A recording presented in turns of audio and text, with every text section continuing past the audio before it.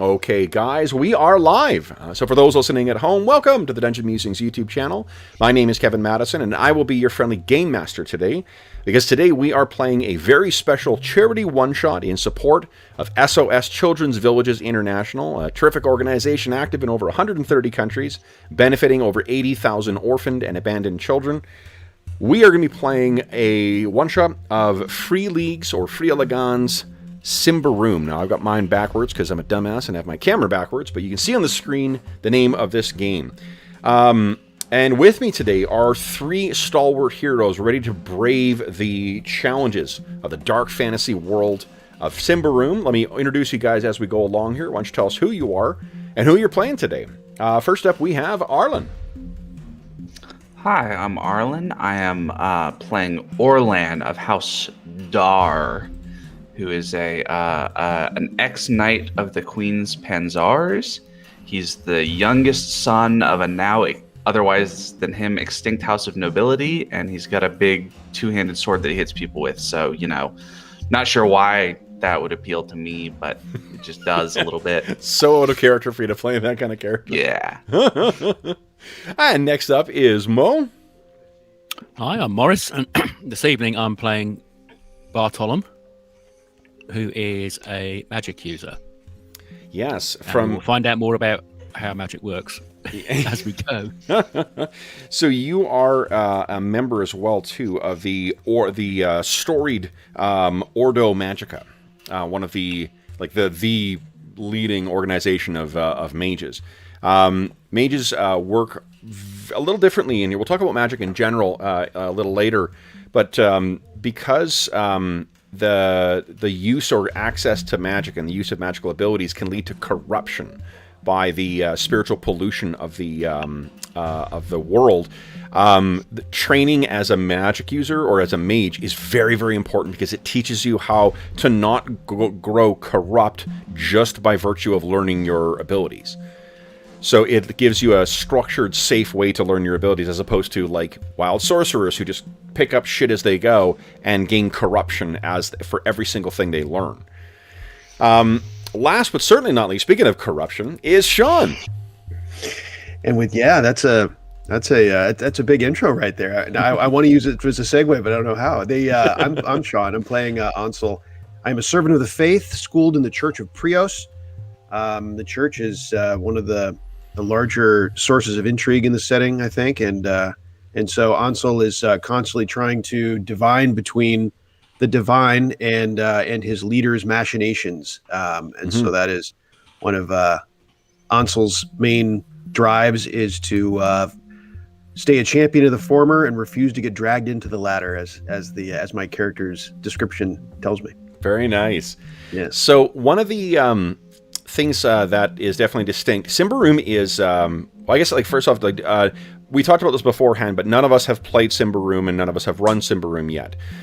So this is, we're all coming into the game relatively fresh. It became a bit of an obsession of mine the more I learned about it about a little more than a year ago. Pre-pandemic, actually, so about 2 years ago now. But the thing that's in it, I find, for one, I think it is a very evocative name for the game, but it also doesn't tell you anything about what the game is like. So I know that if you're coming into the game, for those listening at home, coming into this a little, blank as well too. Let me try and help you get into grips. What Symbaroum is a dark fantasy game.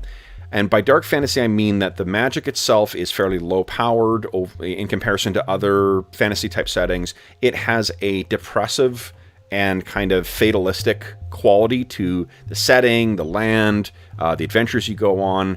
And there is a great deal of obfuscation about history, both for the players and the characters, but also for the DMs. One of the neat things about the game that has been popular with some other games like the Genesis and Trudvang in the last little while is that the publishers are not super concerned about the people running the game learning all the secrets right from the hop. That was a way that people published games in the 90s, so it reminds me a lot of games like Battletech or Shadowrun or some of the White Wolf games where you learned about the setting and the mysteries and the secrets and shit like that in sort of the text in between the lines. And that's very much what Symbaroum is like as well, too.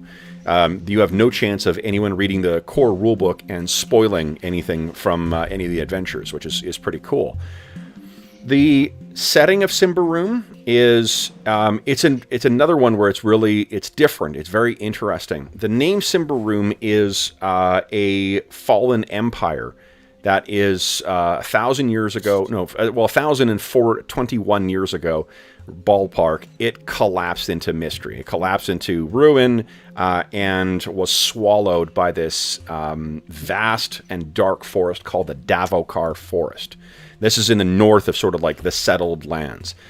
Up until about 50 years ago, the homeland of our three heroes would have been, it's a place called Albaredor, and it is, I'm not sure if that's how the publishers pronounce it, that's how I'm going to pronounce it today, but Albaredor was very much like any other setting. There was magic, there was a bunch of different gods that were worshipped by a variety of priests, there was nobles that rivaled with each other. There were thieves guilds. There were alchemists. There was all sorts of just what you would expect from a typical fantasy setting. And then, 41 years ago, the Dark Lords came. And when the Dark Lords came, it kicked off what came to be known as the Great War. The Great War was fought by a righteous queen, a queen who was... her name, gosh, I can tell you her name because it's littered throughout the beginning of the book. She became a champion of the people of Albaredor. Corinthia, with a K. Corinthia was like everything you would want from a monarch. Charismatic, beautiful, smiling, has a dazzling presence. The Great War lasted 20 years. And near the end of it, she was captured. And in the effort to free her and to finally crush the Dark Lords, which happened about 21 years ago, the people of Albaredor won. They succeeded. But then shortly thereafter, they realized that they didn't. The queen has returned dark in mood, and her face is hidden. Whatever was done to her before, she now wears a featureless mask to conceal her features, but she still wanted to lead her people. Over the last 21 years, there has been a corruption that has spread across Albaredor, corrupting the young, destroying crops, converting Albaredor into a wasteland. And about 10 years ago is when the queen decided that her people needed a new homeland. It was clear what was happening, so they went north. And curiously, around the same time when the Dark Lords struck, a horrific plague struck the largest city in the north. And it was called, I think it was called Yndaros before, but it basically decimated it. So you had a huge sprawling city that suddenly had nobody living in it, or relatively nobody in it. So when they found this was, the queen decided, was the promised land. And over time, over the past 20 years, as many people as possible have moved, including all of the nobles, the royal family, the church, the Ordo Magica. Everyone has been moving into the promised land because Albaredor is about to die. This land will be finished. One other thing that happened over that period as well is what was once a pantheistic faith has been reduced to a single god, Prios, the god of the sun, also known as the lawgiver. The people, the Albaredor, the people of Albaredor who have come to this new promised land, which the queen has called Ambria. You'll notice that each of your characters is noted as being an Ambrian and not an Albaredor or Albaredorite. Your people, Albaredor is the past. Ambria, the promised land, is the future. That is where all of your people are coming. That happened over the last 21 years. The queen has her place set in Yndaros, the capital. I think it's called Thronehold, is where the church has situated itself, The Ordo Magica is split all over. And then, in addition to the people who came with them, the Ambrians have found a bunch of strange new people here as well, too. There are vicious elves that live in the Davokar who murder those who try and go in there and seek to find the ruins of Symbaroum. There are trolls, there are goblins, there are dwarves, there are changelings, and there are savage, at least from the perspective of the Ambrians, savage barbarians who have lived in the eaves of the Davokar and the wilds around there. I think it's called Thistlehold, is where their sort of seat of power is. But they were decidedly crushed by the Ambrians when they came in. In fact, one of the tribes was completely eliminated. So those who were populating the region have now sort of learned to either get along with the Ambrians or steer well clear of them. Yep. Did like elves and dwarves and trolls and those, did they exist before, or were people aware of them? But they were. They were way over here. Yeah, so exactly, they're sort of way over there. One of the really cool things with Symbaroum, and if you are looking to get into Symbaroum, I would encourage you to start with the core book and expand out with the adventures and some of the other things. Especially if you're a player, start with the core rulebook and don't worry about any extra stuff. And the reason is because in the advanced player's guide that came out, there's some great stuff in there, but some of that shit spoils stuff that happens over the course of the adventures. And one of the things that is really fun, something we do in a lot of our games on the channel anyway, is that we introduce new stuff and new options as you play along. And the game was designed that way as well. The sort of default campaign. You can obviously do whatever you want with the Symbaroum. There's lots of great tools in many of the books that have come out for like sandbox play or whatever. But the things like the elves are not in the core rulebook. Dwarves are not in the core rulebook. There's many specific types of not classes, because there's not really classes in the game, but types of abilities are not introduced in the core book, because until things happen over the course of the campaign, they will not be a common element early on. There's still more than enough cool stuff in the core rulebook for you to make stuff, but the dwarves are separate and apart from humanity for the most part. The elves similarly. Changelings are in the core rulebook, but those are sort of when you've been replaced, when a child's been replaced. Oh, sorry, that's not the case. I think changelings are they're like half elves, if I remember. I might be getting that wrong, but none of you are playing. I think you're right. I think they were replaced a baby. I think you got that right. Is it? Okay, yeah. So this is the map of Ambria. Ambria is to the south there. You can see that each of the different principalities has a different name, and then situated in the center is Prios' domain, with Temple Wall, not a Temple Hold, I think I called it Temple Wall. Mm-hmm. Yndaros is the new capital there, near the south, and then there is... Karvosti, that's the name of the place, not Thistlehold. Thistlehold is something that a bunch of like raiders went through. Someone went in, made a shit ton of money from recovering stuff from the some of the ruins in the Davokar, and they set up Thistlehold as a setting off point for exploring the ruins out there. Thistlehold, or Karvosti, I should say, is the place where the tribes, the barbarian tribes, are all sort of situated. I mention all that just to give you some background for where your characters are, and your characters are all Ambrians. Depending on your character's age, you may... I don't think any of you guys are really, like 30 years or 40 years old.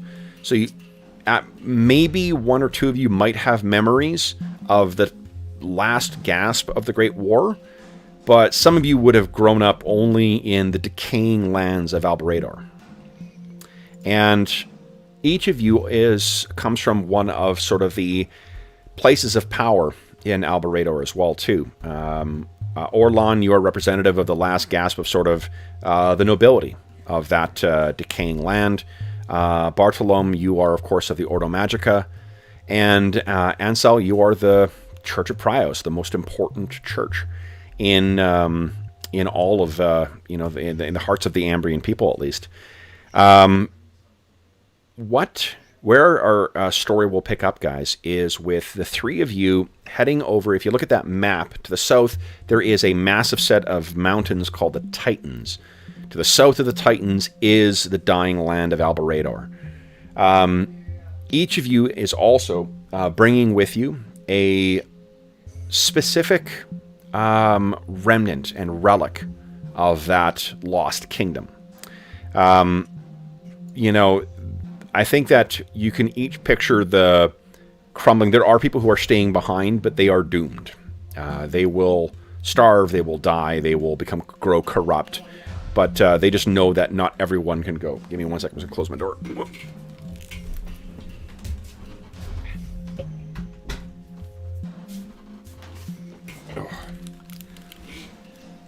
The things that each of you are bearing, I'm not going to tell you what they do just yet.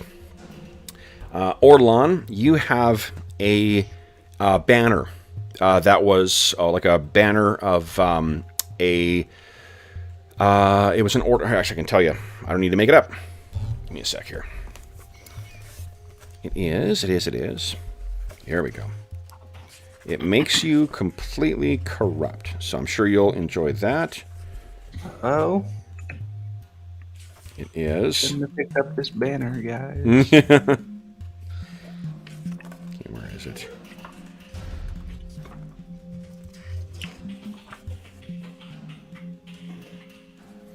It's not that. The Queen Mother's banner. So one of the things that you would know as well, the Queen, she has survived, but her mother, the Queen Mother, has grown incredibly sick from some kind of magical ailment.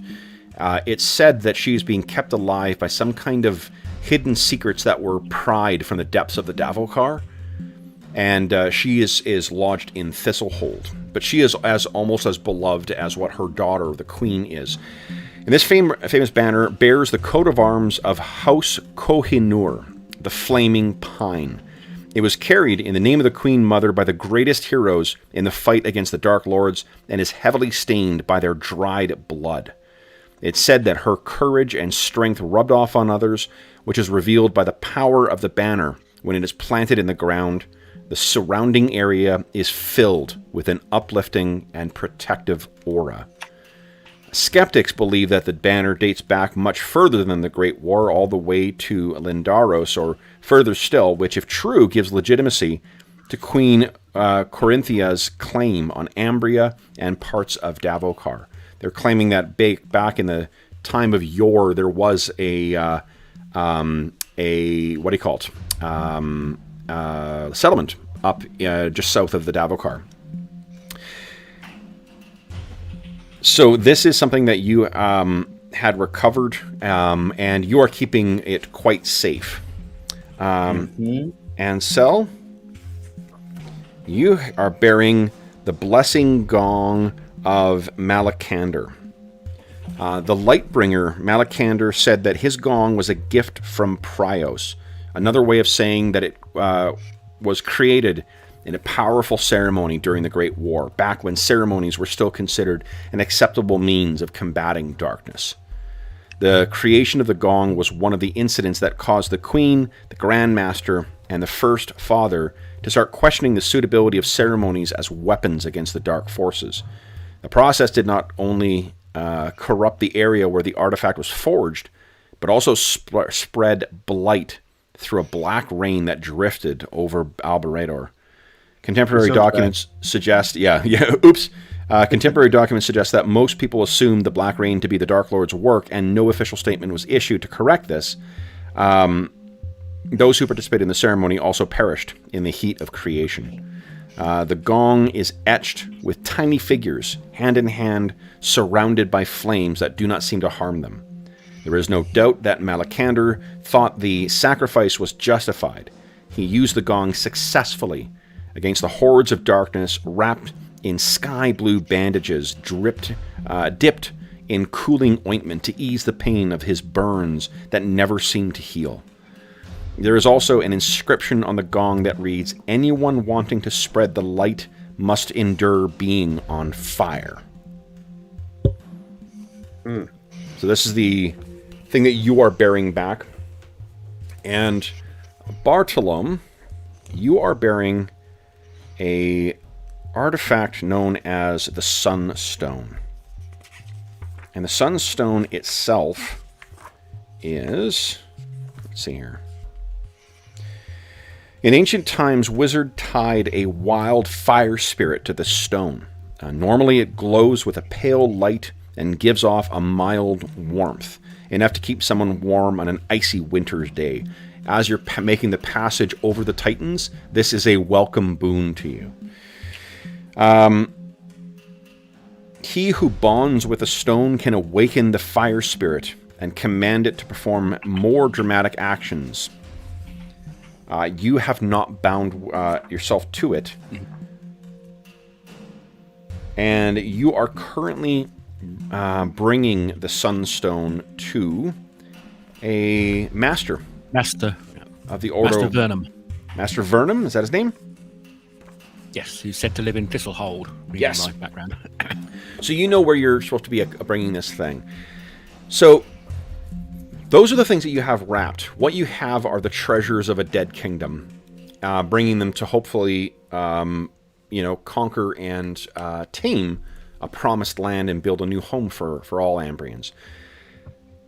Guys, tell us a little bit about your characters. What is your, like, I know, for instance, Orlon, you still are a little sentimental for that. Yeah, I mean, that may be putting it mildly, for your lost land, carrying around the dead soil of your homeland. Tell me about what your characters, or tell us, I should say, what you're thinking of this trip. You're one of the very last people to get out alive, effectively. Like, the land is dead. This is not a matter of things on the down slope. You're passing dying fields. You're passing starving kids. You're passing animals that seem, strong wind away from the grave. What is it that is going through your mind as you're making the tough passage over the Titans? Arlen, what's Orlon thinking? I think there's a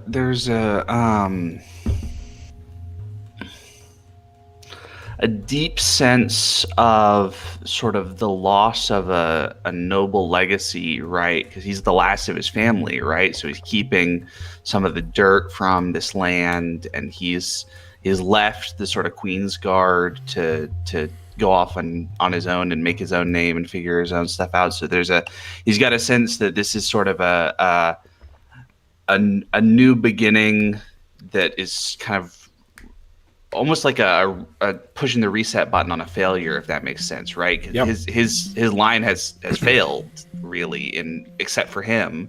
So he's sort of the last chance they've got to come back, and he's going to do his best to make that happen. Nice. So there is a feeling of kind of hope for the next generation. Is that? Yeah. There is a sense that, like, he kind of recognizes the way that this sort of the weight that this legacy puts on his shoulders, but he feels like he's kind of up to the challenge in a lot of ways, and he's going to do his best to put down the roots again and turn Ambria, craft Ambria in such a way that it has that same legacy too. Okay. Right. Love it. Mo, tell us a little bit about what is Bartolome thinking? What's his where does he think he finds himself, and what his future might hold for him in the promised land? Well, he stayed behind with my previous master, who doesn't have a name. Mm-hmm. So he's rather grim, but he sees his duty as carrying the treasures of the past to try and build a better country. He sort of has to steel himself when he walks past maybe a village with starving peasants and children. He's really fixed on, we need to build again, but we need to not make the mistakes of the past time. Yep. And obviously he's looking for what he might have heard about the herbs and the magic of the north. And now my master is dead. They were probably staying behind, trying to investigate try and solve problems, but eventually he had to realize that no, this wasn't going to work, and his master's dying words would say, "Take this to Master Vernum, who is in Thistle Hold," I believe. Okay. And Sean, what about Ansel? What is Ansel's mindset, being one of the final chosen, I guess, of Prios, the lawgiver? Ansel wants to take it as would like to take it as maybe a compliment, but I think his lens of everything right now is definitely the Church of Prios, and this has stirred up a hornet's nest of the church can be susceptible to intrigue, and now it's just an explosion of such that we're moving to this new land, and who's going to have power over what, and that he feels it's moved beyond keeping the sun god at the center of the people's hearts, and to more about power between the queen and the church and whatnot. He's very concerned about trying to stay pure to the sun god's will rather than the church, which sometimes he feels gets off track. So as he's going away, these are what's on his mind as he's passing. These are all, so he takes all of these as symbols of this change, of this stirring up of the hornet's nest, and of trying to stay pure to his faith. Okay. Not to beat a dead horse, I'm just going to read a quick passage from here, talk about the Lost Land, because I think that one of the things in particular about the Ambrians is to understand them, the strangers in a strange land kind of thing, is how much like the catastrophic and traumatic experience of seeing your entire kingdom die. The Lost Land. So player characters who've been raised in some parts of Alberador or have been there for some time all carry dark and haunting memories from their journey northward. South of the refugee camp in the Titans, the ground has still vigor enough to nourish vegetation, but the crops soon to be harvested are not what they once were. The fields are sparsely vegetated by pale stalks with shrunken ears of grain. The orchards that used to be full of apples, lemons, and sweet plums are all but naked. And scrawny cattle can be seen everywhere, grazing in all but naked fields, roaming wild after being left adrift by their previous owners and caretakers. The ones who come from a place further south or out east have witnessed even darker scenes. In those places, the soil is blackened and completely lifeless, often transformed into dusty deserts incapable of absorbing water from either rains or rivers. Abandoned cities, deserted residences, and castles, ghostly farms whose livestock enclosures are occupied by nothing other than the carcasses. Alberador is dead, and all but gone. All that is left is what the people of Queen Corinthia carry with them on the journey over the mountains. So whoever you've left behind, they are dead, or they soon will be. So this is the weight that each of you carry with you as you're making your way along. And this late and this desperate into the passage as well, there is where we find you guys, and you can picture yourselves at the making your way along some trail through some massive, for myself, I can't help but picture the Canadian Rockies. So massive sweeping hills full of trees, wildlife, huge mountains sweeping up on either side, so you feel like you're surrounded by them. And those of you who came from further south in particular, and I think Bartolome and Ansel, you likely came from there. I'm not sure where you see your homeland or your family's lands being Orlan, but this is just a stark contrast. For one, many of you, it sounds like, were quite urban in your environment that you grew up in. Maybe not Orlan, but so the wilds here is just, is staggering. The abundance of life here is likewise, I think, probably overwhelming. In comparison to the deserts and the blasted landscapes that you guys passed in the months that took you to get up here. And the caravan that you are part of, there is a guy who runs this thing whose name is Argosto. He is an Ambrian as well too, who hires on other folks. He seems to have. You can see there is a troll, in amongst the group as well. There are some, looks like some barbarians amongst the group as well. And you guys sort of maybe fell in together because almost everyone else who's left here, I think, is probably like, minor nobility or desperate peasants who somehow made their way onto this caravan. It's the last people who have, who are able to get off. This is the that packed chopper taken off from, Saigon. I was thinking the exact thing. Yeah. Mm-hmm. And it has the same desperation as well, too. I think, let's get some dice rolling here, guys. Why don't we have everyone make a cunning check with no modifier, please?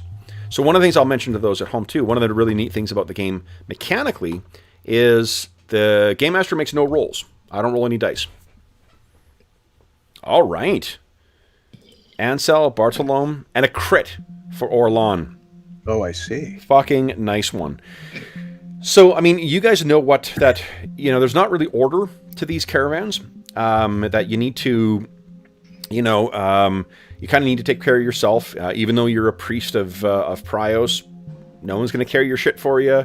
You got to cook your meals and stuff like that. You're expected to sort of make your way across. There was a time when maybe there were more pampered passages across the Titans. Those days have long passed in the 20 years, since the, since the end of the Great War. With a crit, though, I'll tell you, Orlan, one thing you've definitely heard of is that you need to be careful in the same way that, like, in our world, there are, untrustworthy coyotes coyotes, I guess, taking people across the border. You need to be careful with the people who are going across because they will be willing to get away with whatever they can get away with. And you've heard stories because if someone's lost in the passage, who's to fucking enforce it? Right? Yeah. So, I mean, that's what, with your crit, you're the one who really has that, that insight. So you've been very careful. If anything seems untoward, I will let you know beforehand because of that result. Cool. I think And the three of us are like not like super, super tight knit, but we're sort of like a crew already in some sense. you're the equivalent of like, a bunch of early 20-somethings who've been hanging out at a couple of hostels. Mm-hmm. You guys met on the road, you found that that each of you, especially with, I guess, the sense of purpose that each of you guys had. I think that, who is it that has witch sight? Is it Bartolome or is it Ansel? Or do you both have witch sight? I don't think no, I don't have a witch sight on my... Okay. Hang on. How can we... That's not shadow, that's a power, right? I think it's one of the things you get from, either from Theurgy or from Wizardry. I think you get... you guys actually might both have them. It's not a thing in and of itself. Let's see here. Wizardry. No, Witch Sight is a separate power. Okay. Yeah, so I've got wizardry, but not... Not Witch Sight? Okay, cool. So then, I don't think you would have necessarily picked up... So neither of you would have picked up the objects that each of you had. I mean, would shadow help here? I don't know what maybe the intent is. So but, what shadow is? Witch Sight is kind of like a sensing ability in the game. Mm-hmm. It allows you to read the shadows of other things, and what you would have likely picked up is that each of you is carrying a powerful artifact. That would be blindingly obvious. But if now you have that, then I don't know. What do you think? I mean, there's clearly someone who is one of the queen's. What were you, Pansar? Is that right? Orlan? Yes. Queen Pansar's. Okay, so, and then a priest, you can see why that would fall in, and then a member of the Ordo Magica, as opposed to, the riffraff and whatnot that are making their way across the peaks. I can see you guys all falling in together. Yeah. Can we see our artifact's shadow? No, to see the shadow, you need Witch Sight. Oh, okay. Because I have shadow. It's a shimmering gold, like the sun Right. reflecting So off a silver mirror. this is one of those games where, they give you specific descriptions for the shadows so that if you know what to look for, the DM can give you a description and you'll be like, oh, there's gold in there. So that means they've got, whatever. Like it tells you something about the personality. Okay. It's the Symbaroum equivalent of like Carillion auras, kind of. But we have to have a specific power to do that. You do. You need to have witch sight Okay. in order to read the shadow. Okay. Yeah. So, all right. So I think this is, this is an early start to the day. So you guys are sort of picking up everything. You've been traveling for probably about a week to get through the Titans, and you can tell that some of the other folk, I think, are having a harder time of it. You're not going to take any penalties. Why don't each of you guys give us a strong check? Oh, strong or resolute, whatever one's better. You guys can feel free to make that check. All right. Yep. We're hot. So Ansel and Bartolome, you just, the determination to get over this and get to this promised land is carrying you through. And Orlan, you're just a tough fucking guy. So easily, you getting up, and I think you rolled the lowest, so you're probably the best. You get up in the morning and are just, what do you think your morning routine is? This is definitely a rougher situation than what, or traveling circumstances than what you've ever experienced. Well, I'm sort of in a weird position, right? Because I used to be a knight and presumably have like a squire to take care of shit for me, and now I'm back to that duty for myself. So it's sort of an early morning wake up and check the armor and check the sword and make sure everything is in kind of the good condition, and start. Probably takes me longer to get ready because I gotta buckle everything on and get all ready and get geared up. And the guys in robes, they can just sort of stand up and put their pack on their back and start walking. But Yeah. I beg your takes me a pardon. little longer. There are many prayers and thoughts to be covered every morning for the protection of Krios, I will have you know. You probably also get, Ansel, if you were so inclined, you may have folks in the caravan, the refugee caravan, that have been welcome to, or would welcome your ministrations or your prayers and such. The blessing of the Lightbringer would definitely, or the Lawbringer, would be welcome. I think Ansel at the beginning of the caravan would probably go around and introduce himself as a member of the clergy, so that everyone knows. Not just has to guess at his robes or whatever, but and then after that, and make clear to them that every morning at dawn, he will be having a small, brief ceremony for whoever wants to and should participate in giving Prios his due. Okay. So you're maybe coming back from that. Bartolome, what do you think your last sort of actions are as your day is starting? Well, I would imagine that because he can heal people, he's probably helping patch up people who've had knocks and tumbles during the previous day. Yeah, sure. Someone's turned an ankle or something. So, yeah. Because he can do this, what's it called? It's called Medicus? Medicus. Mm-hmm. Yeah, you are trained and educated in the ways of treating people for their ailments. So I'd imagine he probably has either last thing when we stop or before we kick off again. Okay. He'll have a...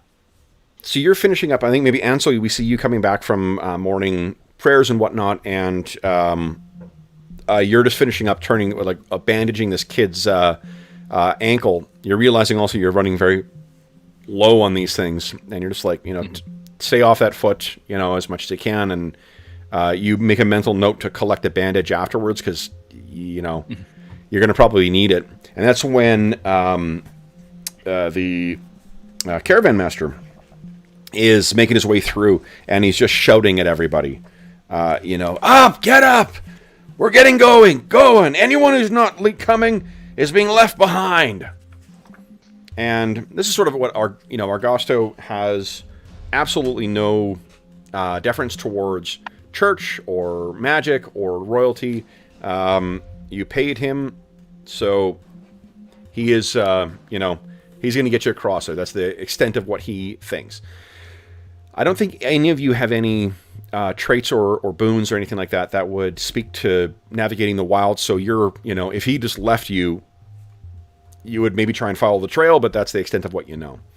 We'd be in the hands of Prios. Exactly, most definitely. So we cut to about maybe mid-afternoon. So you've been traveling for quite some time. The trail along here, it's over the past 11 years with how many people have gone across this pass, it's nicely worn down, so you've got a nice big open area that you can largely walk across. And it's a fairly open and low stretch. You can see to your left, there's beautiful tree-filled hills that rise up, and you can see in the misty distance there is more of these massive mountains. The Titans truly do live up to their name. Ahead, there is more winding and more tree-choked path that seems to lead up, and your aching legs, every time you find a new stretch that seems to go up, it's just, fuck. Get to the edge of that and then hope that the next stretch will be a little level or down, but it seems to intentionally going up, and it's not getting better over time. And behind you, about maybe 50 yards or 60 yards, is where you had first broken out. So this is our first time out to your left. There's the hill you were on goes down into a valley that is lost in a bit of mist. The sun is hot and is a nice offset from the cool wind that's been blowing through. You can hear the kind of idle chatter of people up ahead, and also the sound of their supplies and whatnot rattling back and forth. And the thing that shatters that moment of pleasant, serenity in nature is this horrific screeching of birds. And you three are near, I think, maybe the rear of the caravan, partly to keep an eye out for stragglers, also partly to keep yourself safe. And, did we lose you, Arlen? I lost you on roll 20. I can't see your picture, Kevin. Oh, one second. Let's see here. How about You're back. Okay. All right, here we go. Good. Yeah. And it was because blacked out by birds. Yeah. That was dramatic. Well done. And what you can see is that there is to the south of you, coming from sort of above where the to your right, the mountain goes up further, the hills go up further, and there is a huge pack of blackened birds screeching and making their way down towards your caravan. Why don't you guys can give us I think a cunning roll at, let's say, -2. Hmm.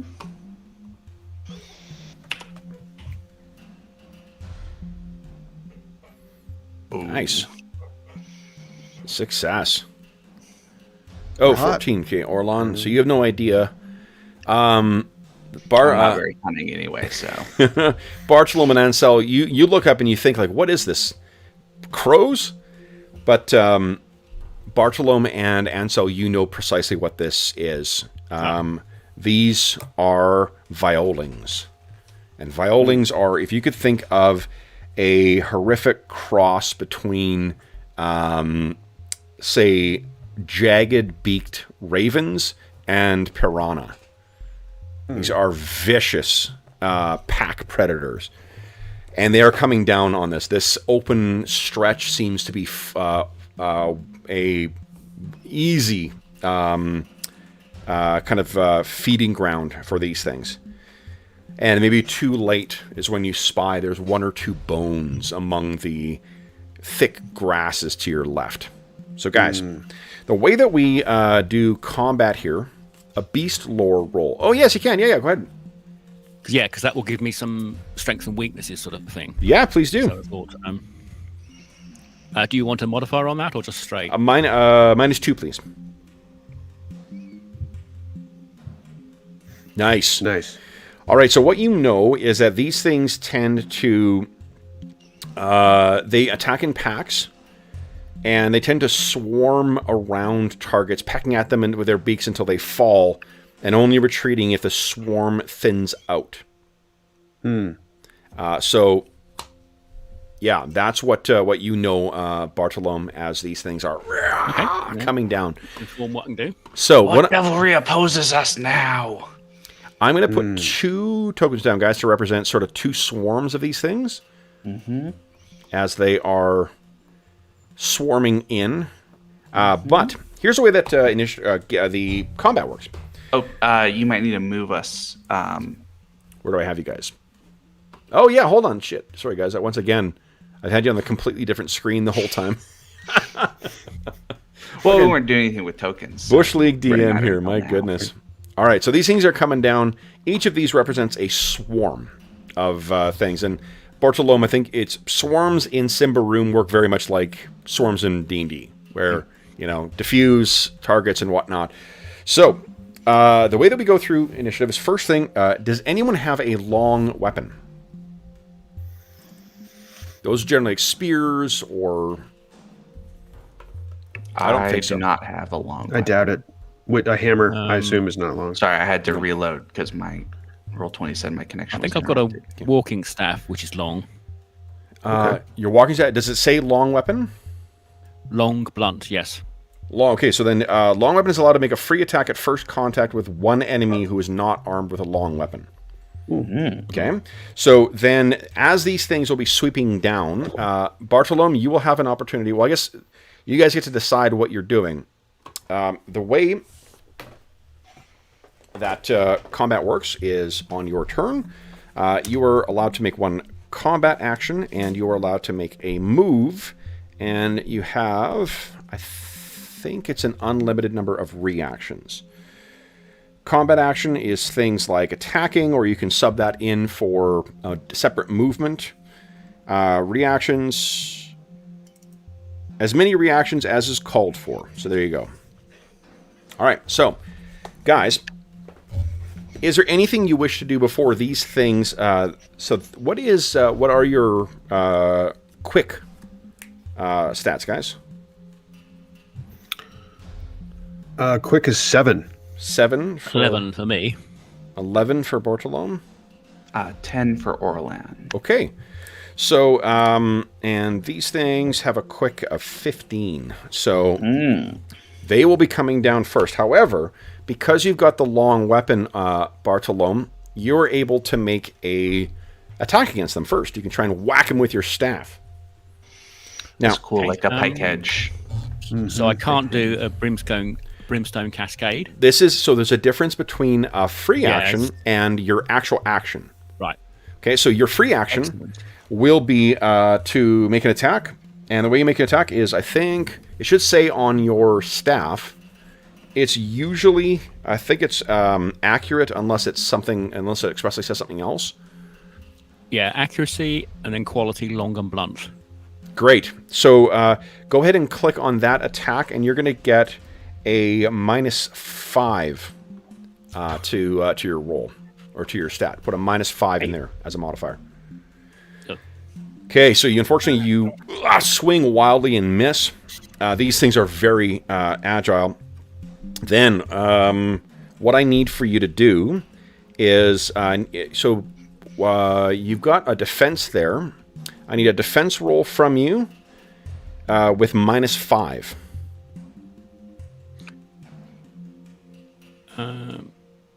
Yeah, so I assume that's the blessed robe, not the dodge. It is the dodge, actually. The other one is for your soak. If you take damage, you roll that. Right, yeah. I see. Right, so Okay. at -5. Yes, please. Nice. Excellent. Okay, Not so bad. you Naming keep the the way. staff. I do have bad news, though. The swarm gets to make 2 attacks. So Anselm, I need you to roll a dodge as well, too, please, at -5.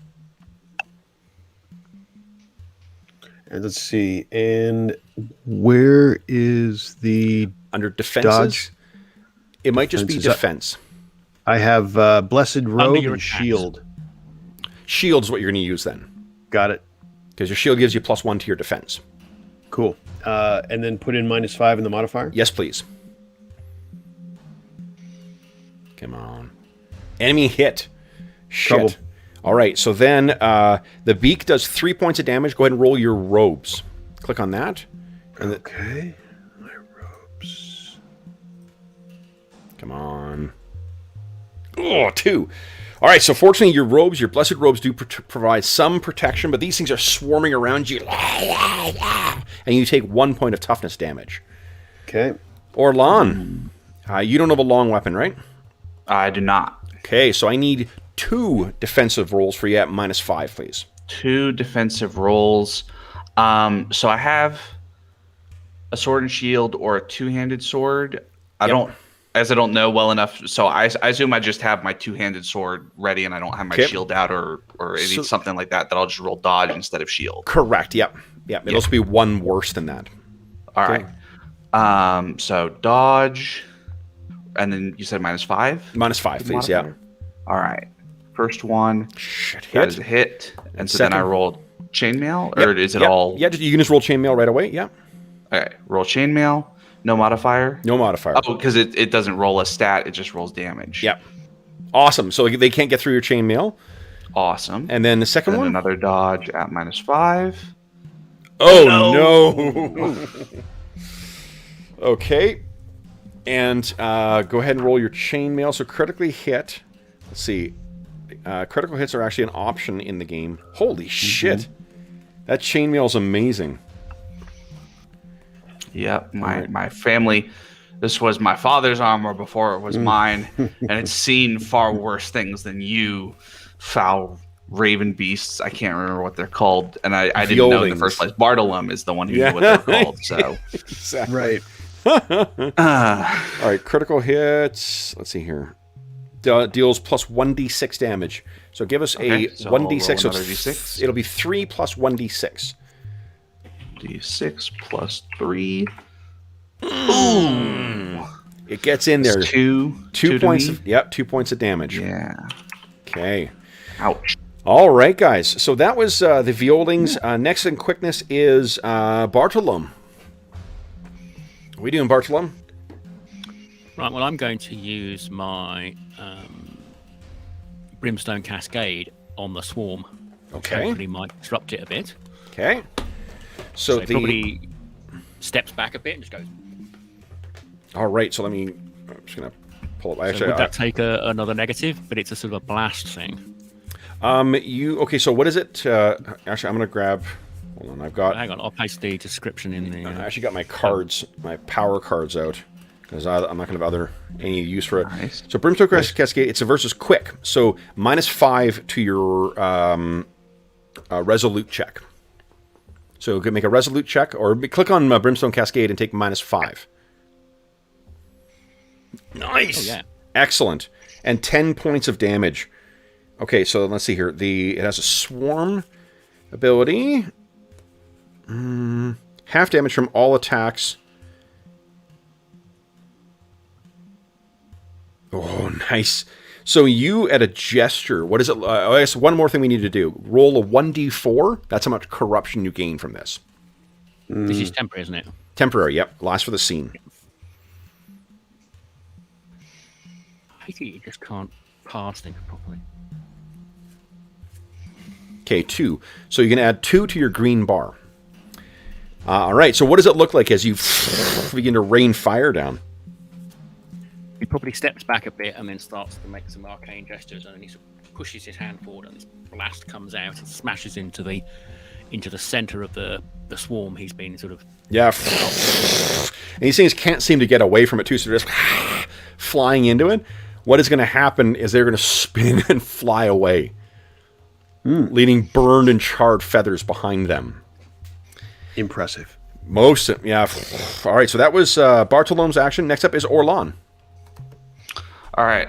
I guess what I'm wondering. So I have my 2-handed sword that I could try to smack with. Yep. Seems like that's not going to be super effective against a swarm. So I'm wondering is there like a persuasive attack, like a sort of presence attack thing in the system, or is it just just weapons. Unless you've got unless you got an ability that allows you to do something like that, it'll be you screaming in vain. All right. Well, then I will try to smack him with my two-handed sword. Okay, so it'll be -5 for -5. Ooh. Nice. Very nice. 11 damage too. All right, so what does it look like as you pick out these targets and start cutting through them? So it's like one kind of rising sweep, and it catches first one and then another, kind of like a train going through something, and smack. Awesome. So that is actually enough to, as with the others, you've taken enough of them down. The swarm decides that discretion is the better part of valor, and yeah, they swarm off of you. Then Ansel. Man, this game's supposed to be hard. Wait till I tell you about healing. Yeah, taunting the GM. I don't know about that. Famous last words there. Ansel, what are you doing? So there were 2 swarms, and they've both been driven off, right? There are still swarms that are on attacking the caravan. Oh, okay. That kid that Bartolome was like nursing the ankle for. Him and his family are sort of like hiding underneath a cart. He's going to reach up his warhammer and call down Prios's defenses on his people. Okay. And he's going to try the leader.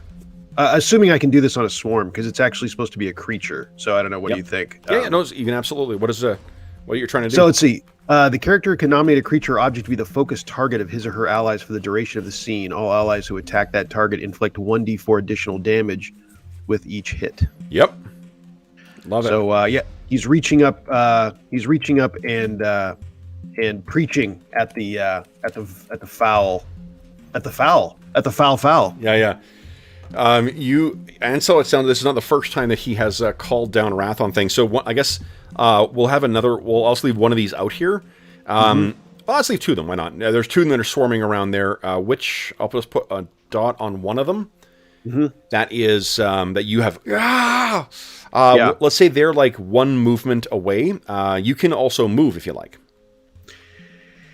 I will. I'll rush in. I'll run in to put myself between, as a symbol of Prios guarding his people. And do I need to make a roll for that? No, it's automatic. Okay. There are certain things that that require. I was just looking at the ability and the phrasing on abilities. You can use persuasive instead of resolute for when you're using mystical abilities as the first thing, and then also, you can do that. I don't remember seeing anything that prevents stacking. I know that both Orlan and Ansel have a similar thing. So, then that is the end of the round, guys. So we're on to the next round. So these things are swarming around those poor people. Why don't each of you give us, we'll have mom, dad, and the kid. Each of you give us a d20 roll. It'll be, I'm going to set that their defenses are a 7, so it's not going to be great. Hey! Fuck yeah, nice one, Orlan. So the kid is safe underneath the cart. The parents are being torn apart by these things. You can hear them screaming as these things are nipping away. It's that scene from The Birds where there's just tons of things going around and more wounds are appearing on these things. You can't even see them as they're happening. Then, next up will be Bartolome. What are you doing? Can I get the swarm in range and try and disperse them with another blast? It is only against 1 target, so yeah. Brimstone Cascade, at your level, at Novice, only attacks 1 thing. Yeah. Okay. So yeah, you can unleash it again. Go ahead and roll. It's -5. Hit. Nicely done. And again, it hits these things like a, like a cannon. And and they all screech and are heading off. 2 more corruption. Nice. And then it is Orlan. What are you doing? Yeah, I'm gonna rush in and try to save the villagers. Okay. And start smacking with my sword again. -5. There you go. Ooh. Yeah. Very close.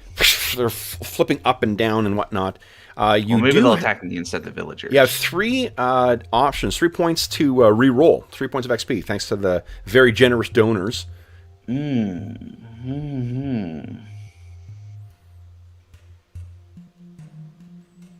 I will not this round. Okay. Yeah, it's just people. I mean, come on. Well, I'm hoping that they'll attack me because I'm the biggest threat now. So Most assuredly. Yeah. All right. And then it is Ansel. You are in there, engaged with these things. What do you want to do? Depending on if is the swarm that I cursed or the Prios's curses is still there. Yes, it is. So I'm going to rush in and take a big swing with my witch hammer. Please do. Screaming, "Be gone, skeptics of the sky!" and take a sweeping swing. So, let's see. The way that it's a free action, right, and it is against things that are an abomination or that are undead. This is neither of those things. So 1d4 additional damage or 1d6 additional damage if the target is an abomination or undead. How about you read the card, Kev? No worries. Yeah, so go ahead. What do I roll? Don't need to make a roll. All you need to do is roll 1d4, see how much corruption you gain. Okay. Only My 1. righteousness protects me. Yep. So add 1 to your green bar. Okay. And then go ahead and make... So your attack will be with your hammer, and their defense is a -5. Okay. And let's see. Oh, I need to choose. Yeah, I'd use your attribute. Yeah, because you're not actually... Use your weapon. That's what you're attacking with.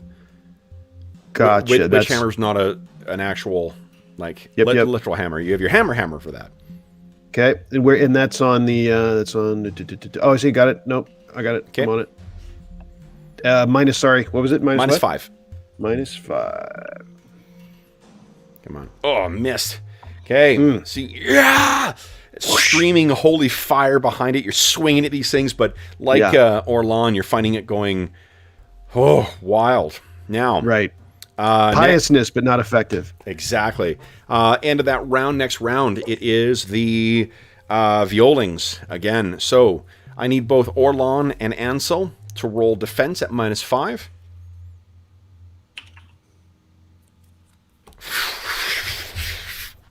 Enemy hit. Shit, Orlan. Okay, 3. So you take no damage. Yep, that's good. Nice. No, Ansel, you need to roll your defense first, not your shield. Sorry. Yep. Yeah. Okay. Oh, hold on. Sorry, no, hold on. You did. Ignore me. That is mine. Yeah. So now you need to roll. Unfortunately, the enemy hit. So roll your robes. My robes. Come on, damage negated. Oh, 2 more damage for you. Okay. Yeah, as nipping away at me. Nipping away and tearing at your flesh. Then it is Bartolome. What are you doing? So we've got one swarm that's attacking the other parent, isn't it? They are on... Actually, they've turned their attention to... I'll put the tokens together. Ansel and Bartolome are just being swarmed by these things. Orlan seems to be holding his chainmail, seems to be keeping him safe, but Ansel, you can see bloody bits are beginning to appear in his I shall ochre robes. Make the relevant actions, and then blam. Okay. Yes. Oh no! Shit. You do need to roll 1d4. Only 1? Jesus Christ. There you go. Your corruption is just barely... The previous 2 didn't register, I think. Oh, okay, there you go. So you're getting up there. Yeah. All right, then so it's when that bar fills, I have problems, right? Okay. So what you can do is you may also spend 1 of your XP to re-roll. No, I think I'll let this play out. Okay. You guys got this. We got it. So yeah, I think the flames, once again jet out, but you're being overly cautious to avoid your friends. Orlan, you're up next. What are you doing? All right, gonna get smacking. Oh, All right, I am gonna reroll this time. 'Cause Okay. I'm getting tired of dancing around. Yeah. Here we go. No. God, closer. All right. Then it is Ansel. What are you doing? I'm going to take another swing. So your thing's still glowing with the power of the sun. Go ahead and make your -5 for defense. All right, and obviously swinging at the swarm that is cursed. Yep. You'll do extra damage if you hit. Right. Swing wild again. Oh, so close. All right. You do have a reroll if you choose. Sure. That's the 3 on my token. Is that right? It is. Yep. That's how many you got. All right. I will. Thanks to the generous donors to the Heroes Save Villages campaign. Thank you, Indeed. everybody. -5. All Couldn't get it right. done. Then it is top of the round. So it is them once again. I need both Orlan and Ansel to give us a defense roll, please. Either a dodge or a shield or -5, right? -5. Yeah. 5. No. Oh, Well, my dodge is terrible anyway, so. Okay. those are tough to make. Yeah, for both of us. Yeah. All right. So Or my chainmail. chainmail, badass. So good. Let's see. Okay. Nice. Okay. Nice. Awesome. All right. Prios is with you. Yeah. Then Bartolome. What are you doing? I'm a bit loath to risk any more corruption. He's going to stride forward and try and just bat it out of the way with his Okay. his staff. Yep. Go ahead and make a attack roll. -5. So you run in and try and swing your club. Critically missed. Oh, shit. My staff goes tumbling over and over. I think you know what it is. I think that you're just you misjudged the slope of the path. You're prone right now. Okay. Oh shit! Boom. So they're gonna have advantage, which means they've got +2 if they choose to attack you. That's We what may not advantage have means. seen that. We were busy. We may not I have think they witnessed. Well, I'd imagine he's probably standing slightly behind you, and you hear a Yeah. What is? on his back, sort of. Okay. Right. Well, I mean, they're having no luck against this heavily armored thing, but there's a tasty priest and a tasty mage there. Orlan, what are you doing? Nice. Oh, I rolled 3 damage. But I get an extra D4 from Ansel's thing, right? You do. Yes, you do. There, There you go. Yep. He's inspired you For to leadership. take this damn thing done. There you go. Yay. Yeah. There you Ah! So yeah, 2 Yeah.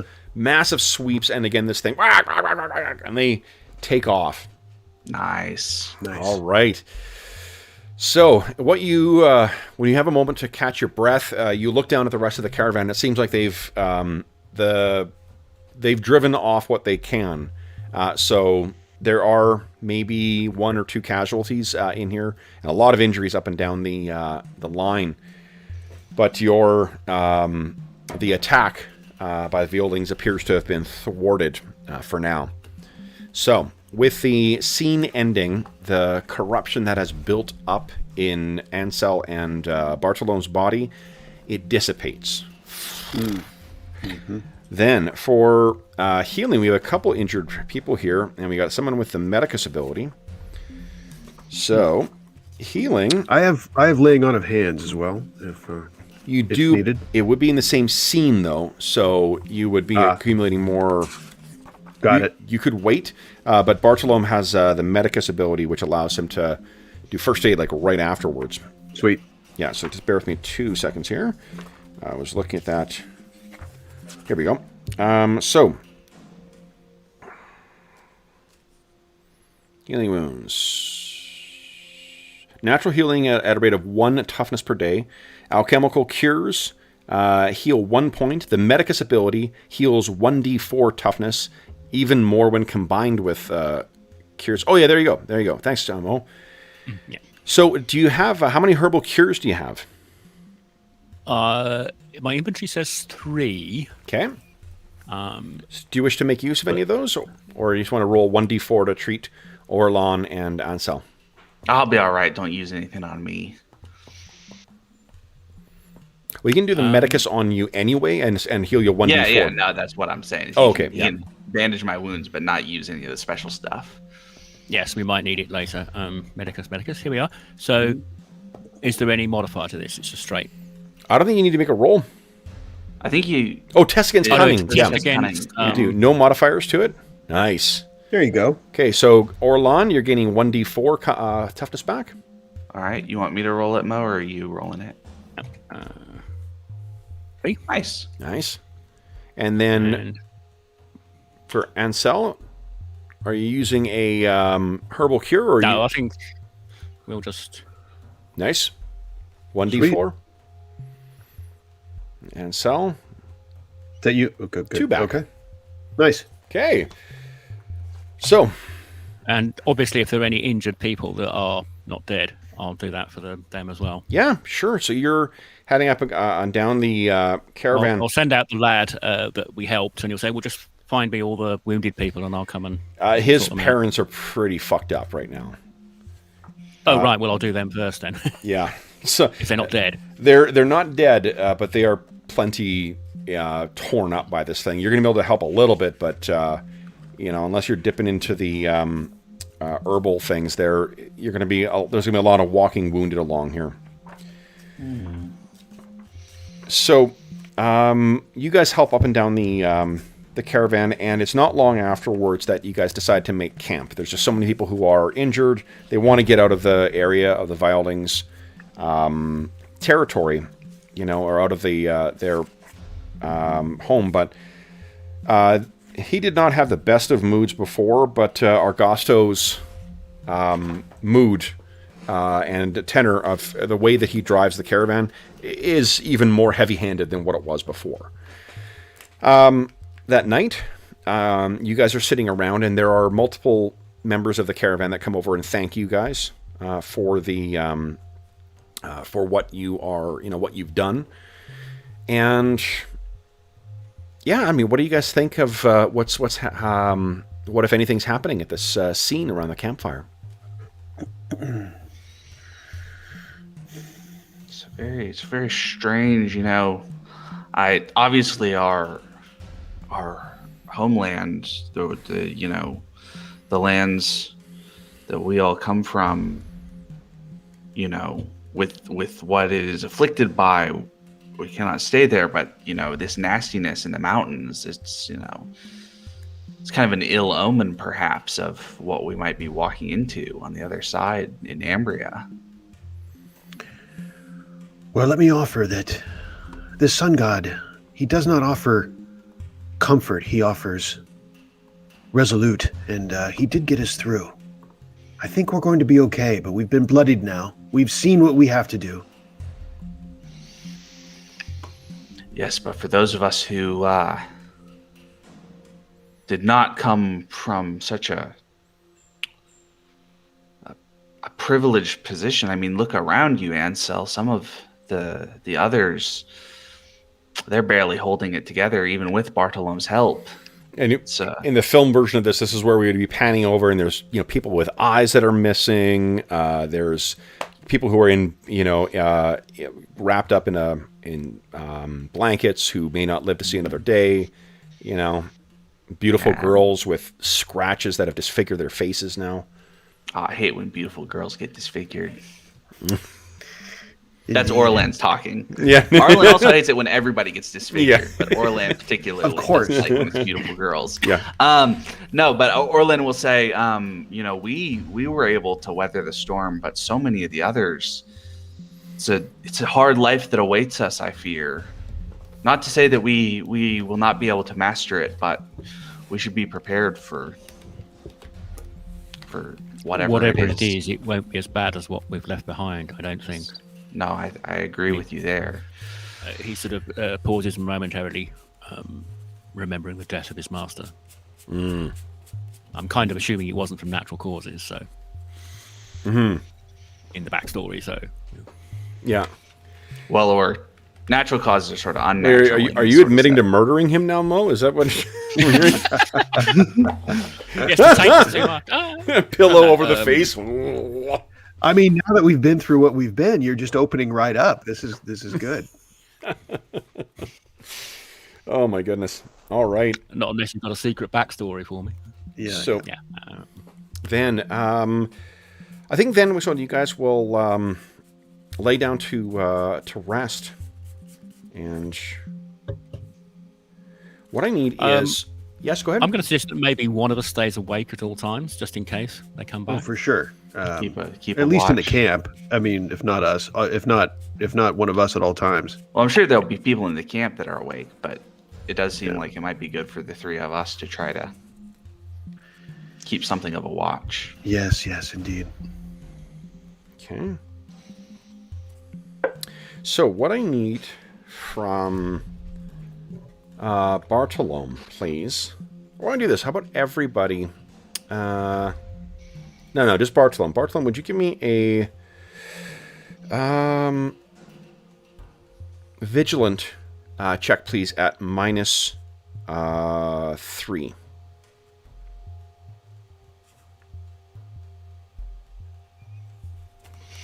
All right. So, morning comes, and it's not cold. I mean, it's cool in the mountains in the morning, you know. And Orlon, you're probably the first one up again, and Ansel, you're up to greet the dawn. Bartolome, you may be the last one to wake. And there's just there's something distinctly off. You've got a fucking chill about you. It's very cold this morning. And would you kindly give me a cunning check, please? No modifier. Let's see if you can put together what the hell's going on.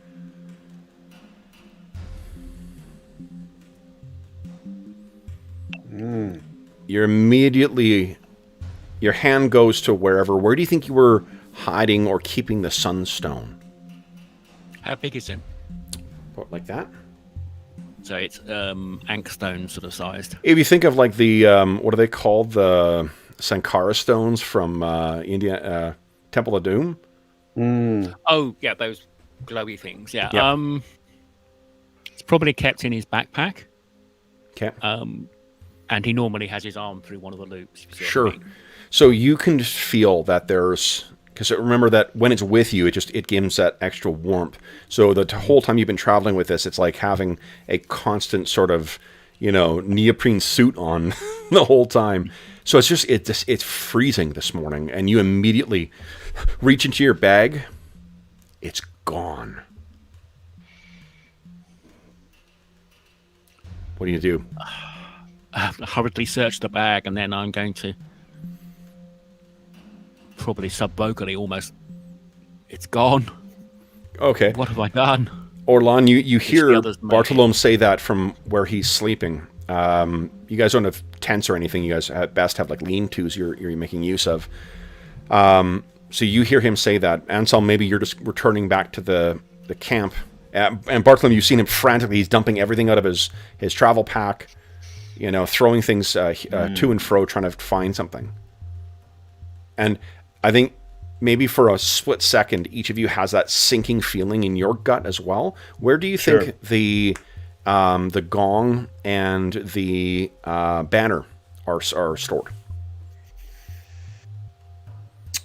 I mean, I can't imagine, especially out here, leaving it under any circumstances. So it's going to be in a, some kind of satchel, if it, that will accommodate it.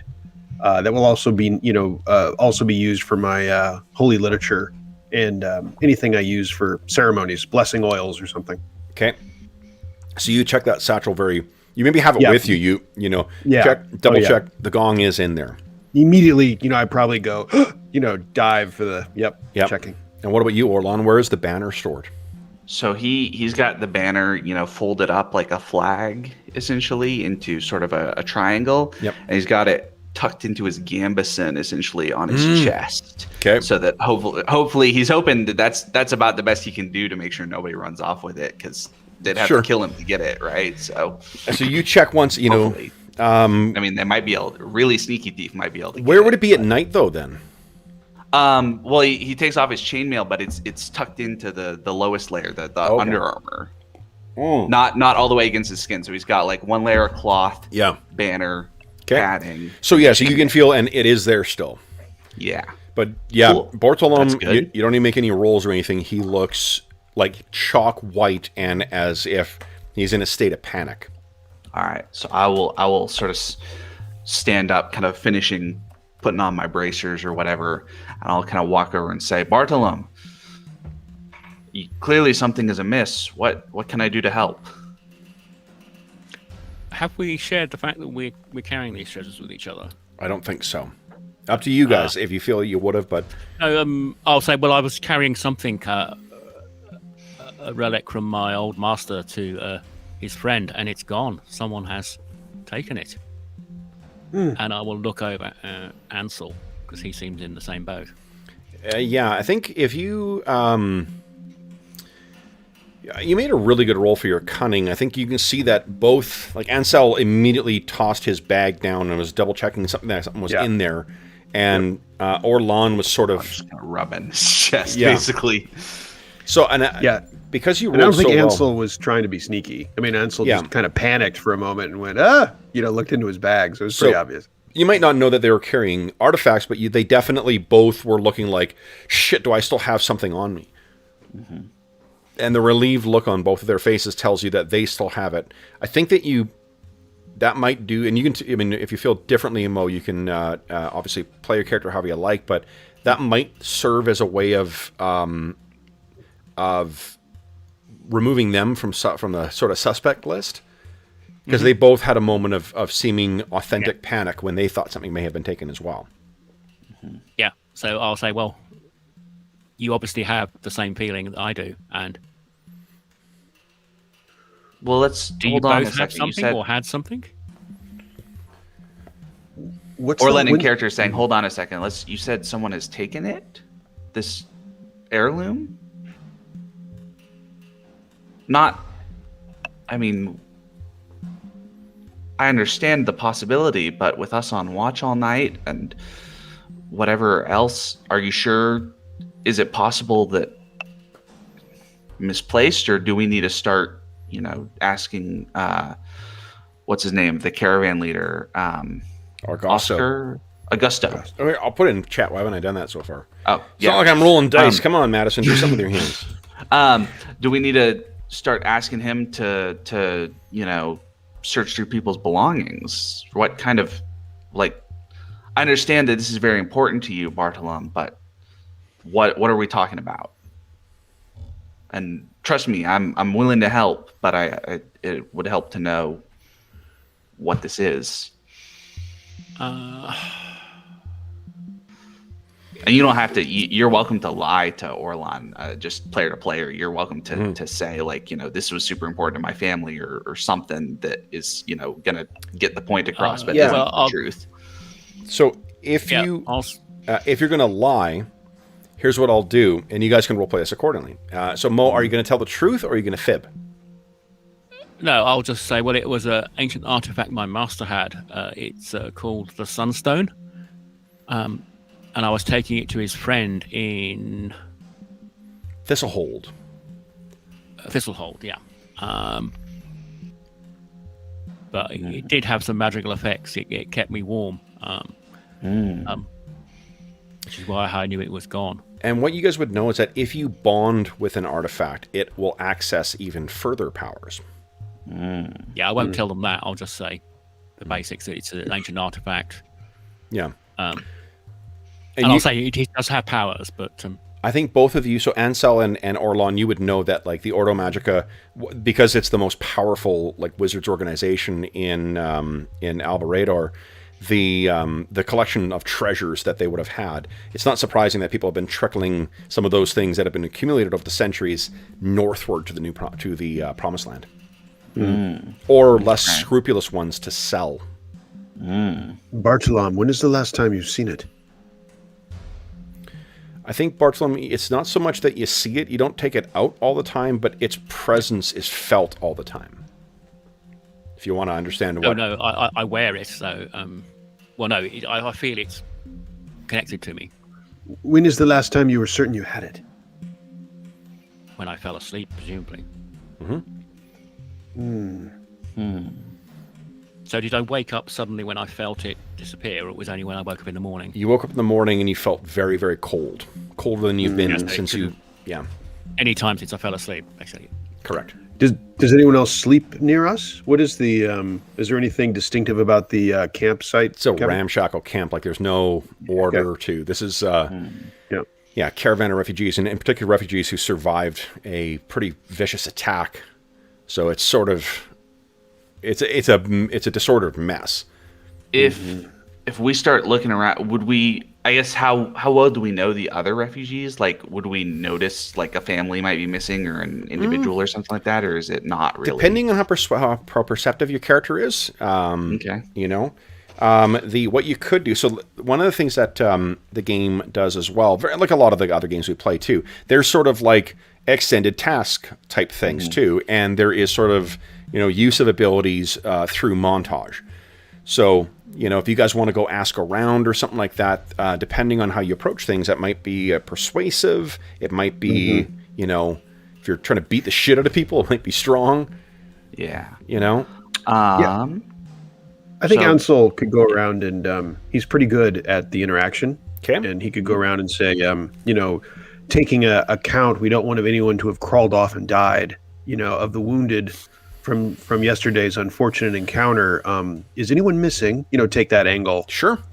Okay. So I think, why don't you, so that's you're going to go asking around. Bartolome or Orlan, anything you guys? I was going to ask Bartolome if he gets near it again, will he be able to recognize its presence? Definitely. How close do I have to be? It is a, let's see here.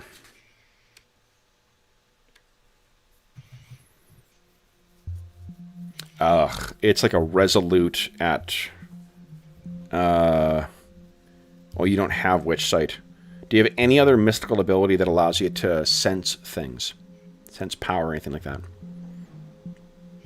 Medic, wizardry. No, I don't. Don't. If he's very, very close to it, like within, say, 20 yards of it, I might allow him to make a challenge, like a difficult -5 resolute check. But from here, without, Yeah, not like he can tell that it's still in the camp or anything like that. Exactly. Yeah. Okay. Well, but we could go with try Ansel and sort of walking around walk the camp. around Yeah. Presumably Yeah, it's a walk long, to all straggly camp. the groups. And So- use cunning and just... So what I think you guys would... Well, resolute is your sort of magical ability. What I'm thinking is that Orlan is going to do a cunning to try and recognize faces that are missing. Kind of saying, where was so-and-so? Because, why would you have committed the faces of the people to the, to memory? I think I'll give you a -2 to cunning, Orlan. Ansel, you can just make a flat persuasive check. And Bartolome, why don't you give us a resolute check at -5? And if you're successful and it is here, I will tell you what the connection is. So, Cunning -2 for me. yes, please, -2 for you. All right.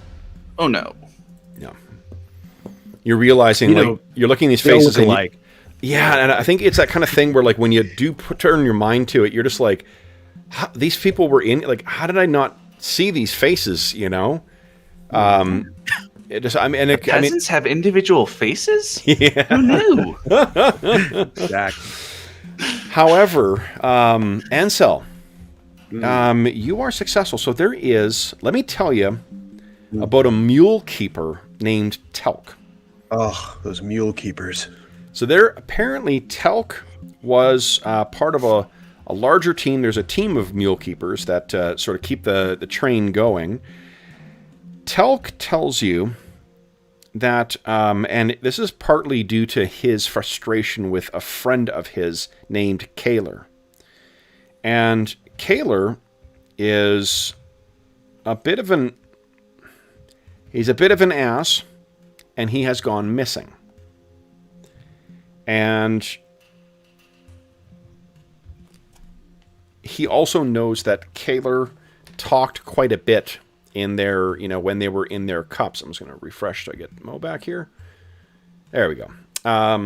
When he's in his cups, he definitely talks about, the times he's robbed people making their way along here. So he tells you that Kaler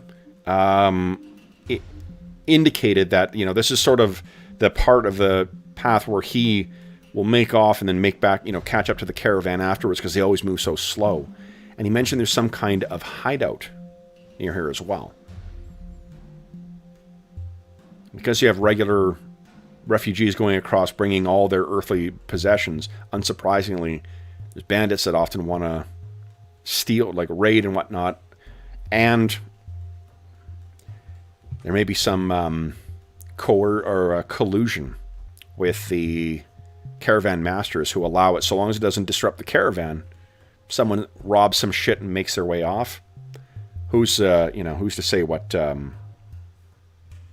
causes the problem? And it's Telk's impression that Kaler participates in such a thing. From what Kaler told him, he's done this a ton of times. Stealing from him, makes off to a local hideout, hides the shit, and then picks it up on the way back. And in addition, he's not here. He's gone today. So he follows his immediate impulse to, of course, spin this into a Prios morality tale, and then punctuating that with some finger gestures, and then goes back to his new caravan comrades and explains what he is. Before I forget, too, Ansel, you would heal 1 overnight too. Okay, nice. Yeah, it's tough to spec it in. I'm back. Yeah, fully back. Ready for that rock troll. Good stuff. Indeed, and to punish Kaler if necessary. So, unfortunately, Bartolome, I think, and you guys can tell me if I got this wrong, but I bet you that Orlan and Bartolome are coming back pretty dispirited. Just feeling like, how the fuck did we not know, like, not keep an eye on the people that are here, especially for you, Orlan. You knew that this was going to be a potential problem. And Bartolome, you have, it's just a sickening feeling, like you're just, that keenness, the combination of that sinking feeling in your gut, that knot that won't go away of having lost this treasured artifact, and the added cold, because it's just so damn cold now. You may not have even brought sufficient, like, not that you're like naked or anything, but I mean, like, you may have thought traveling along, like, oh, I'm good in this coat, and you suddenly find yourself like, fuck, why did I wear a spring coat in winter weather?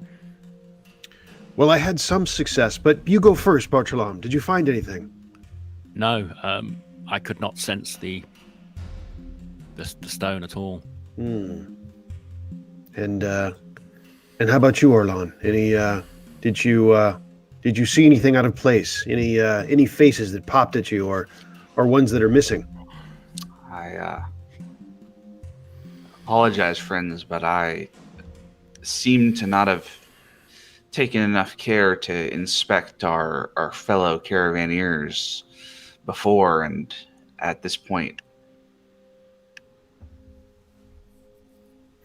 Well, our minds have been busy, of course. There's much been going on, but I will tell you that Prios has blessed us. There is at least a modest follower that confided in me that a friend of his on the caravan, this Telk, a mule keeper, told me that his friend Kaler, or at least erstwhile friend, bit of a troublemaker, and had told him about that there are these bands that take advantage of caravans such as our own in stealing things and having hideouts, and of even being tolerated among the caravans sometimes, as long as they don't interfere with the progress itself over the mountains. And this Kaler is one that seemed to have been bragging about it, or at least his knowledge of it, and hideouts about where we are. And Kaler has gone missing. Kalar is the leader. Well, he's the dodgy guy. Yes. These caravan leaders, are they like the I forget the term, the people that take Mexican immigrants across the border? Coyotes, yes, that's the term. So they make a living leading these caravans? Yep, that's what Argosto for the last 10 years has been doing that. Maybe we should try and track down this fellow who's disappeared. Yeah. Or should we maybe talk to the caravan master? Indeed. I think going after Argosto without any proof will just deny everything. I mean, we might approach him without accusing him and just saying, "Listen, this is what we have found, and we need to track this down. Is there anything you know about this Kaler that can help us?" This kind of approach, and then see what his reaction is. What you could do as well, too, guys, is as you may be able to gauge a reaction from him. Right. Yeah. Yep. Okay. And I won't tell anyone yet, but I can also do and will on someone. But I won't say anything, but I'll say, well, let's just talk to him and see what he says. And because at the very least, we'll be wanting to tell him that we're going to be leaving the caravan for some maybe period of time to try to track down this man. Sure. At the very least.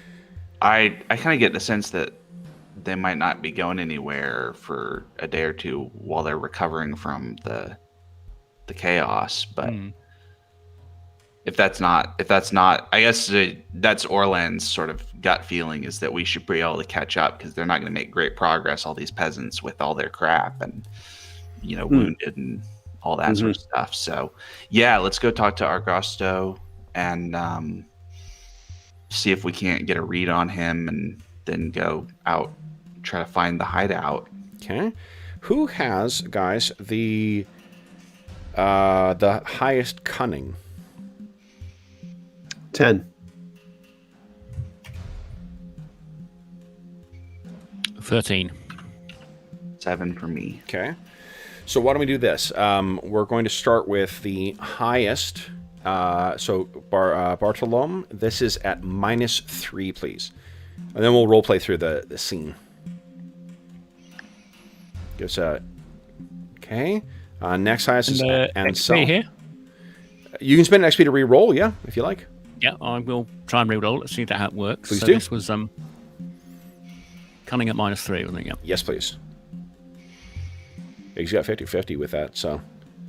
Holy shit. Ooh. Fuck. His fate. Yeah, that's not good. Well, Bartolome's got a lot on his mind. So. He does. Oh, yeah. He does. Yeah.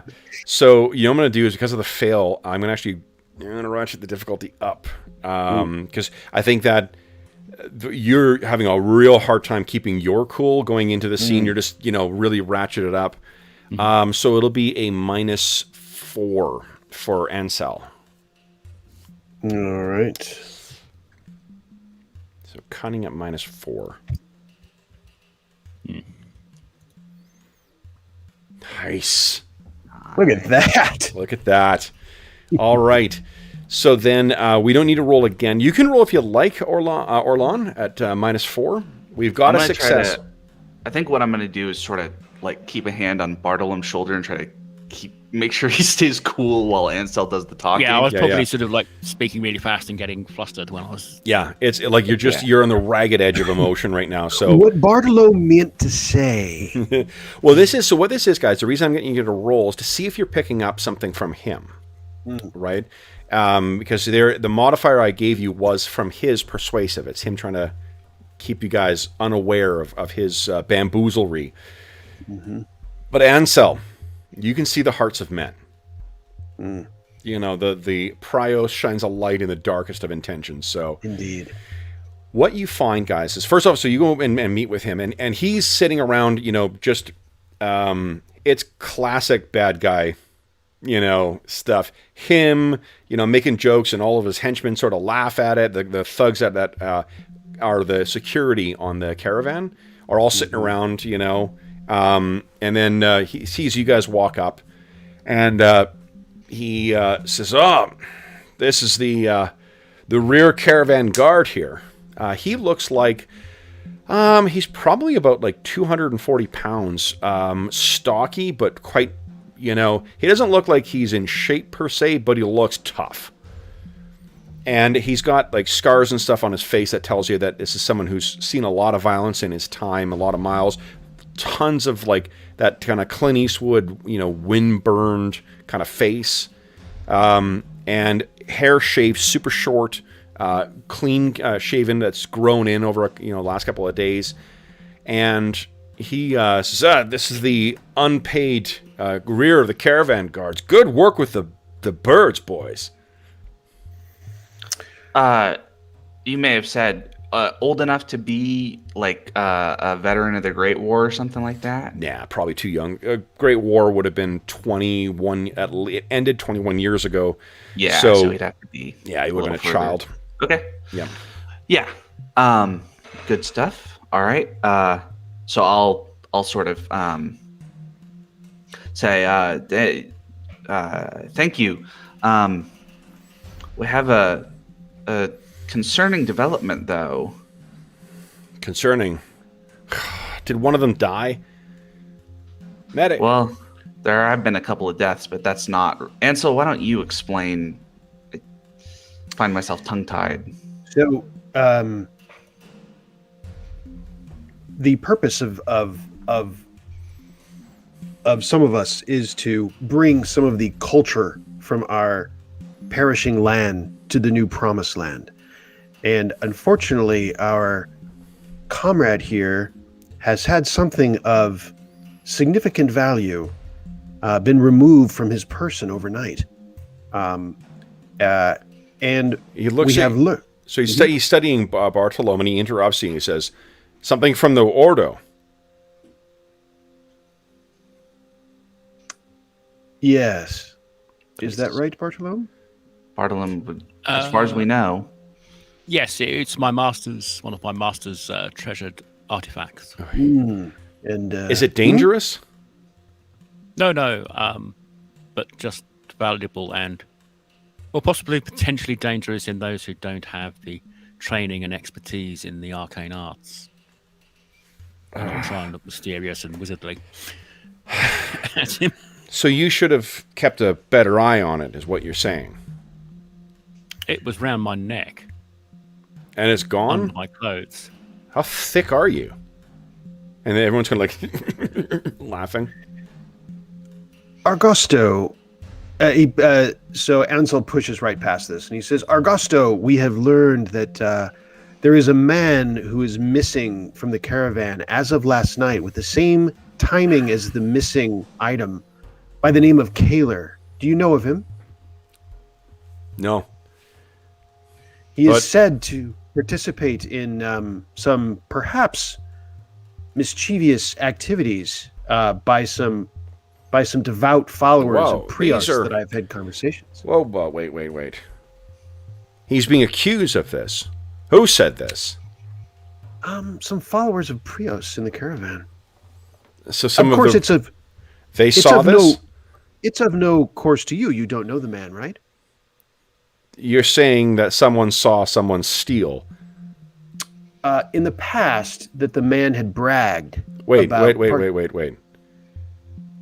So someone saw him before steal this stone? No, someone before had heard him brag about stealing on caravans. I don't know what your life was like before you got here, but it hasn't been easy for any of the people here. What they did before doesn't matter, priest. Did you see someone steal this wizard's bauble? We're not so much accusing as we are investigating, as I'm sure you would appreciate is important as we have a long way to go.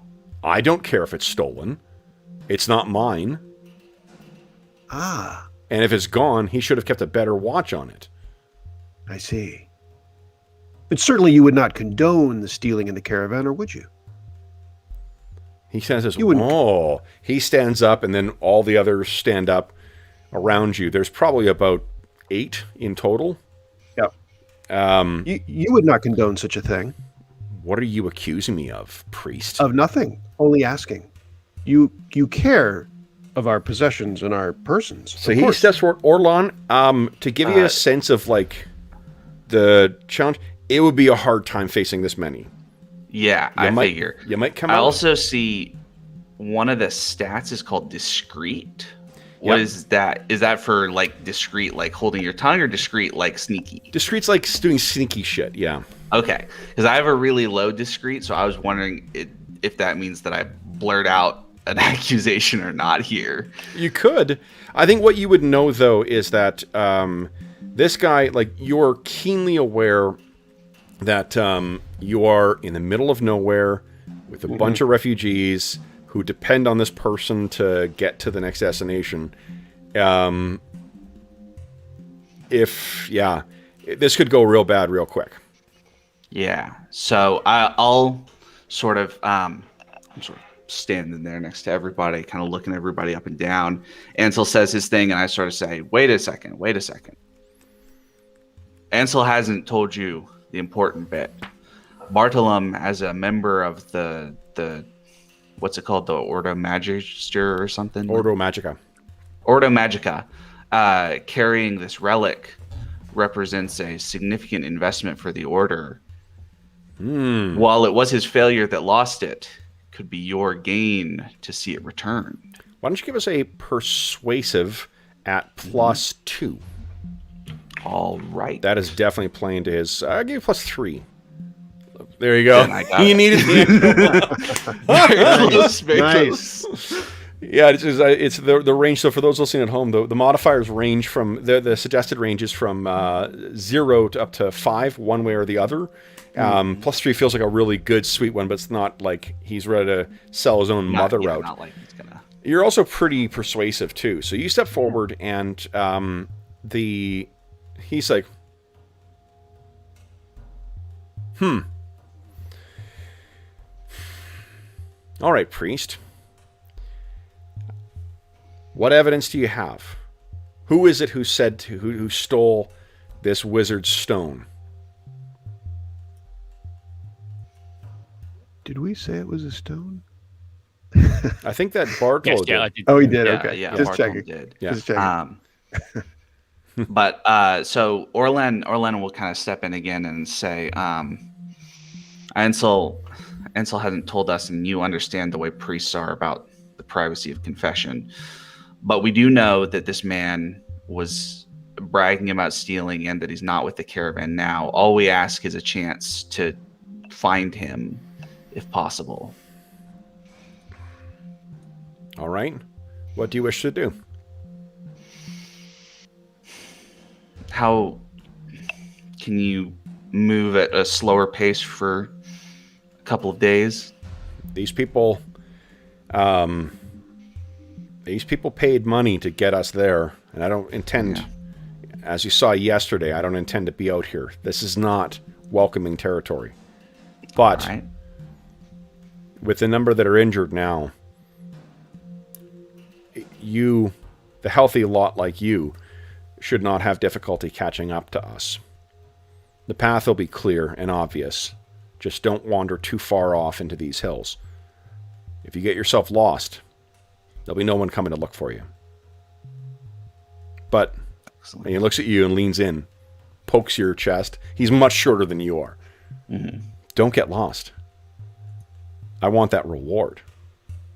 And everyone's kind of like laughing. Ansel, behind your mask, your eyes have been narrowed on this. You fucking know he's in on this.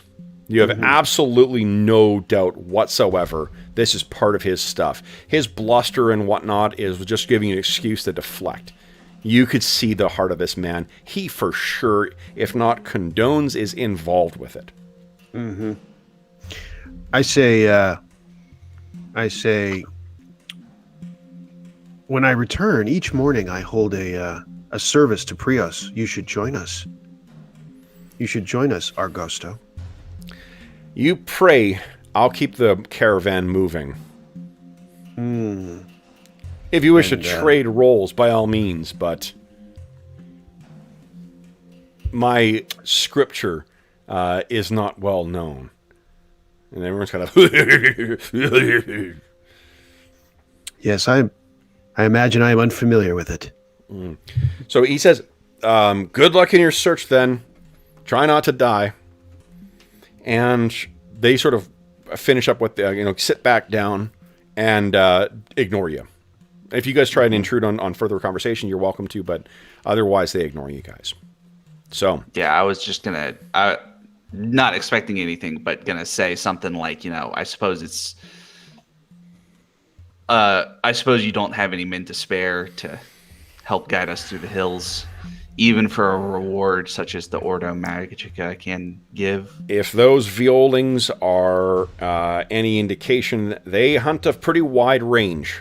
If we need to drive them off again, we'll need every able hand. And without you, who's going to be watching the rear? And everyone's kind of like laughing because of his callback. And you can tell they're just doing it because they're scared of him. Yeah, I'm not sure what that was supposed to be from him, aside from a reference to the fact that we were fighting against the things too. When you guys first walked up, he called you guys the rear caravan guard. Oh, well, that's not very funny still. But, No, it really isn't. Yeah. So Orlando kind of, nod and Yeah. say, "All right, guys, I think we're off into the hills." Okay. Guys, why don't we take our mid-session break right now? Refresh our Yeah, beverages. We'll check in with chat, and then we will see what, see what you guys find in the Titans. 5 minutes? What do we? 5 minutes. Yep, 5 minutes. We'll be back. Yep. Cool. Okay.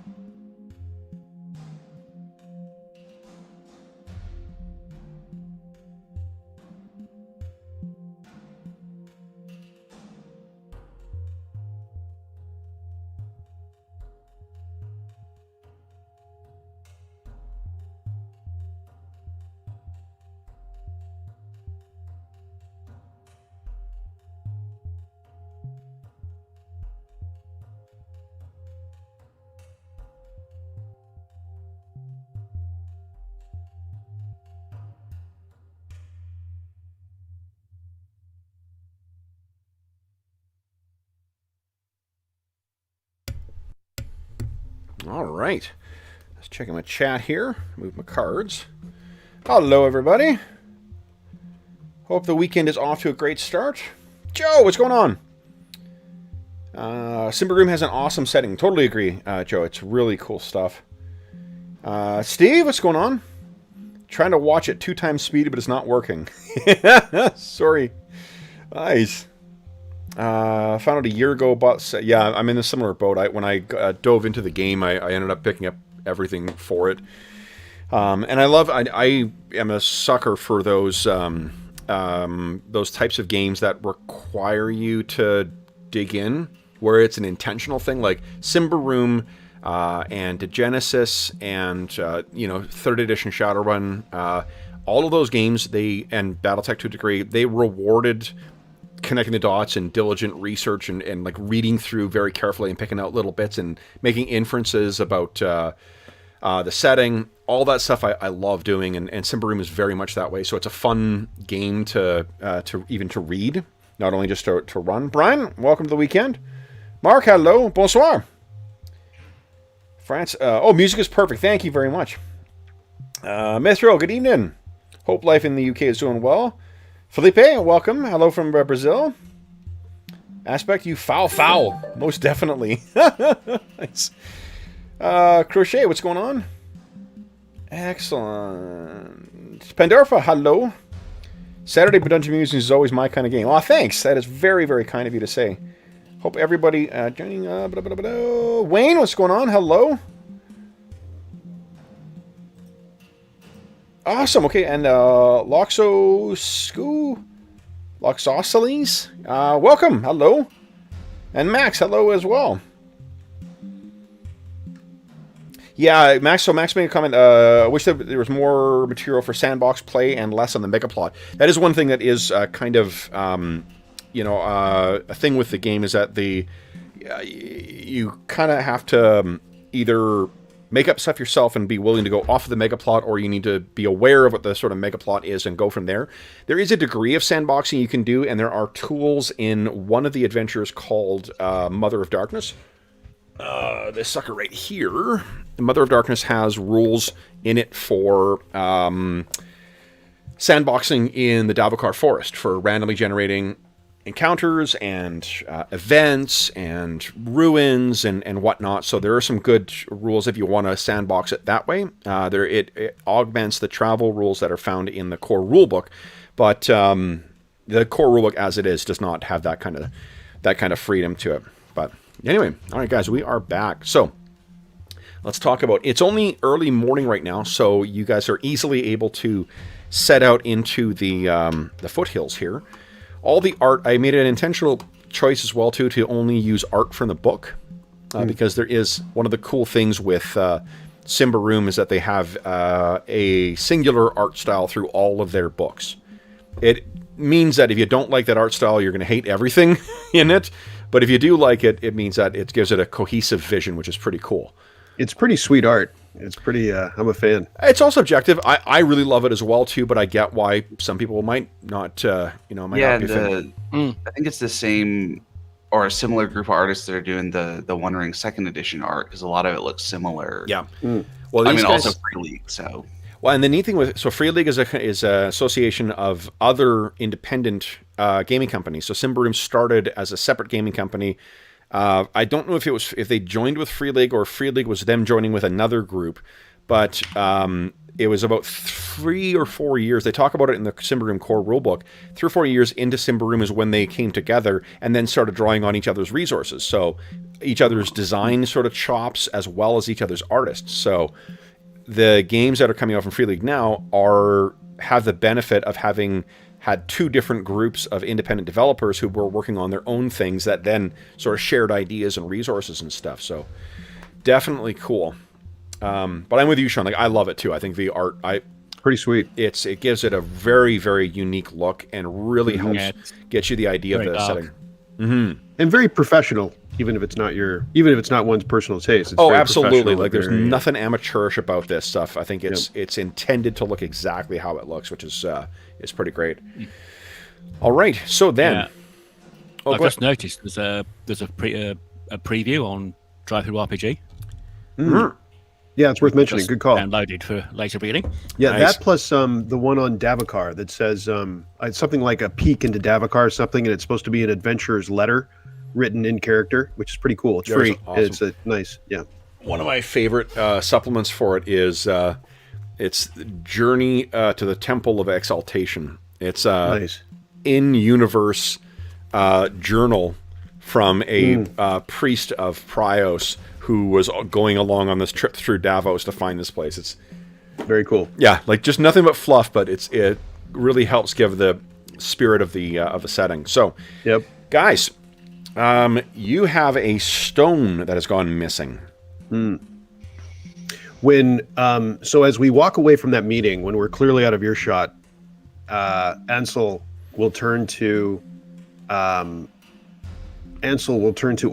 and say, your practical words served us well back there. I have no time for men like that. I promise you, if I know anything about the hearts of men, he is in on it, and Prios will have his day with him. I agree. Ansel. Oh, it looks like I'm frozen in roll 20. Yeah, so you need to reconnect here. It's okay. No, it's because I'm doing another thing. It'll be back in just a second. Okay. No, I agree, Ansel. There's something. He's a nasty piece of work, preying on the downtrodden the way he does. Sean, can I get you to either move over just a scooch to your left, yeah. or sorry, Yeah. I got this two-faced. I'm creating an effect, Kevin. God.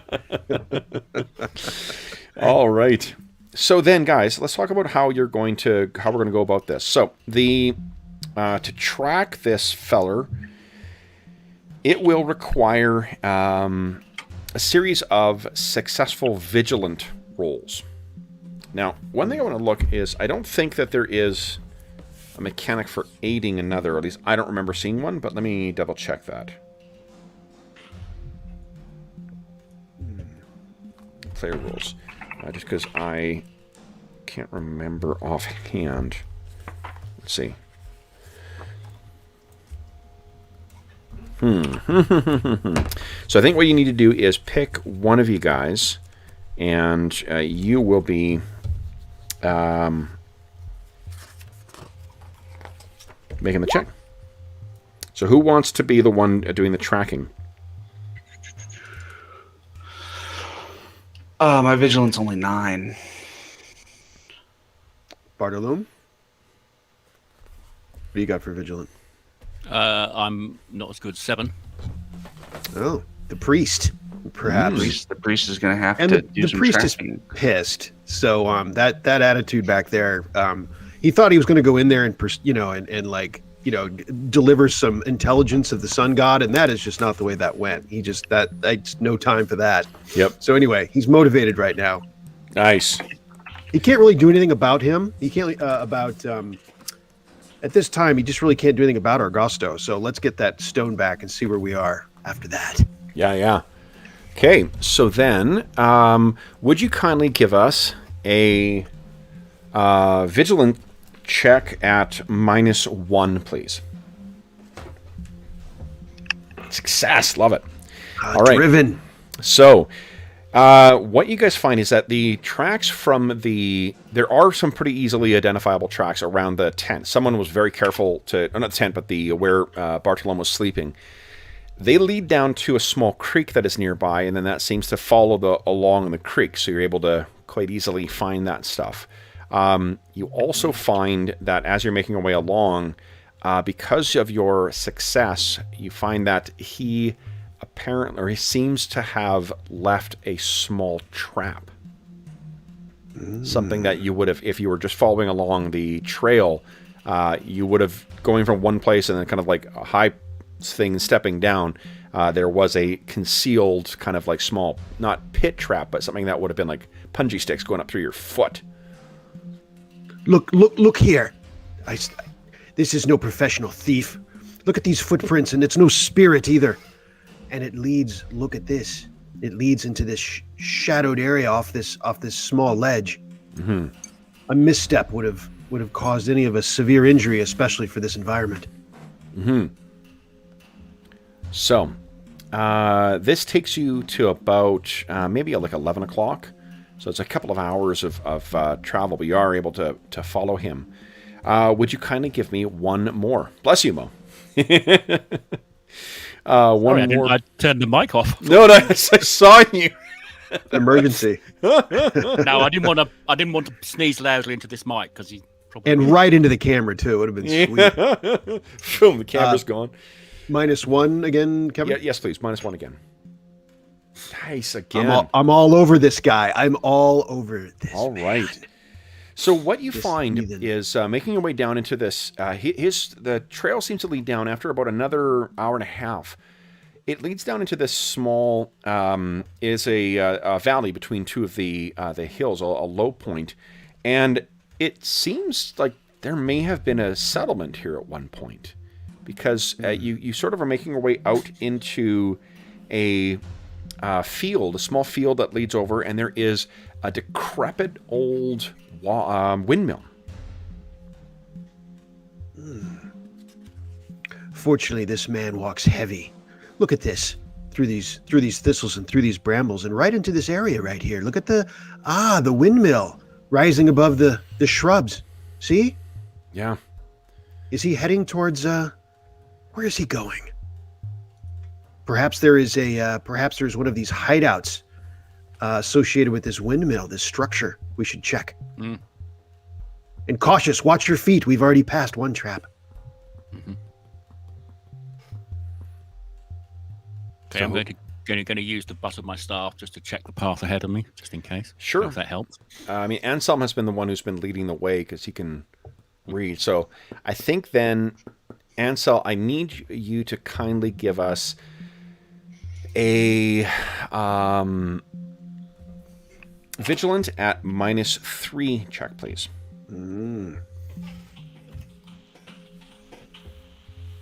Ooh, all right. Okay. However, now I need a quick at -3, please. It's gonna be tough. Not the most spry. Just Go. Ansel. Oh, easy. Nice. Dance is out of the way with the 1. Okay, so what you find is there is you see this, and there's that overgrown field. The watermills is not in any kind of like good good state. I said windmill. It's watermill. It's in a terrible, dilapidated state. So you sort of start making your way across this overgrown field, and your foot gives way. And you sort of throw your weight forward and land on your knee instead. It hurts a little bit, but no damage is suffered as you throw yourself down. You should be at full health, I think, as well, too. You should be at 10, shouldn't you? I should. Yeah, because you healed overnight. Yeah. Nice. I think that's my fault because I cut and pasted old tokens.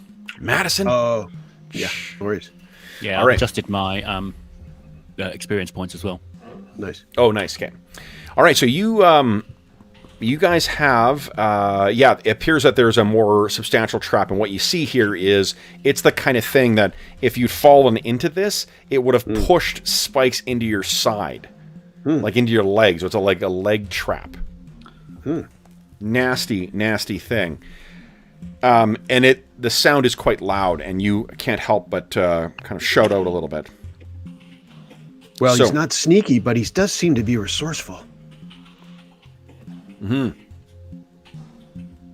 So this and we're quite near the watermill at this point. Yes, the watermill is probably about maybe 25 yards away. Keep on our the eyes open. Far side of a small river that runs along, or creek that runs along the middle, the low point of this valley. Keep our eyes open. I can't help but have suspicions about the fact that we happen to be heading towards this watermill. So you could try and, I mean, you're looking at this thing, and I think Orlan, what you can see is that there is a clear vantage from every direction from this mill what you can picture is someone being in there with a crossbow or an arrow or something like that, and they would be able to pick at you as you're making your way in. Mm-hmm. So you either need to be cautious going in, or just, damn the torpedoes and get your shield up and try and run. Maybe. Yeah. Mm-hmm. Though the leg trap suggests that, Yeah, if they running catch us with a comes trap with, and then start shooting at us. running comes with risks. I am troubled, Orland, by this watermill. What think you? It's a nasty natural choke point. We could come at it not so close together. Do you think that would help?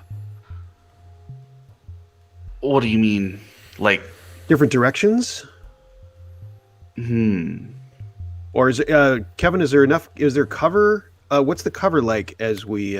So you guys could try and get further down the valley and then cross and get back, but both sides, like it's the situation where this watermill is basically got wide open areas on both sides. The ruins of walls tell you that there may have been a settlement here at one point.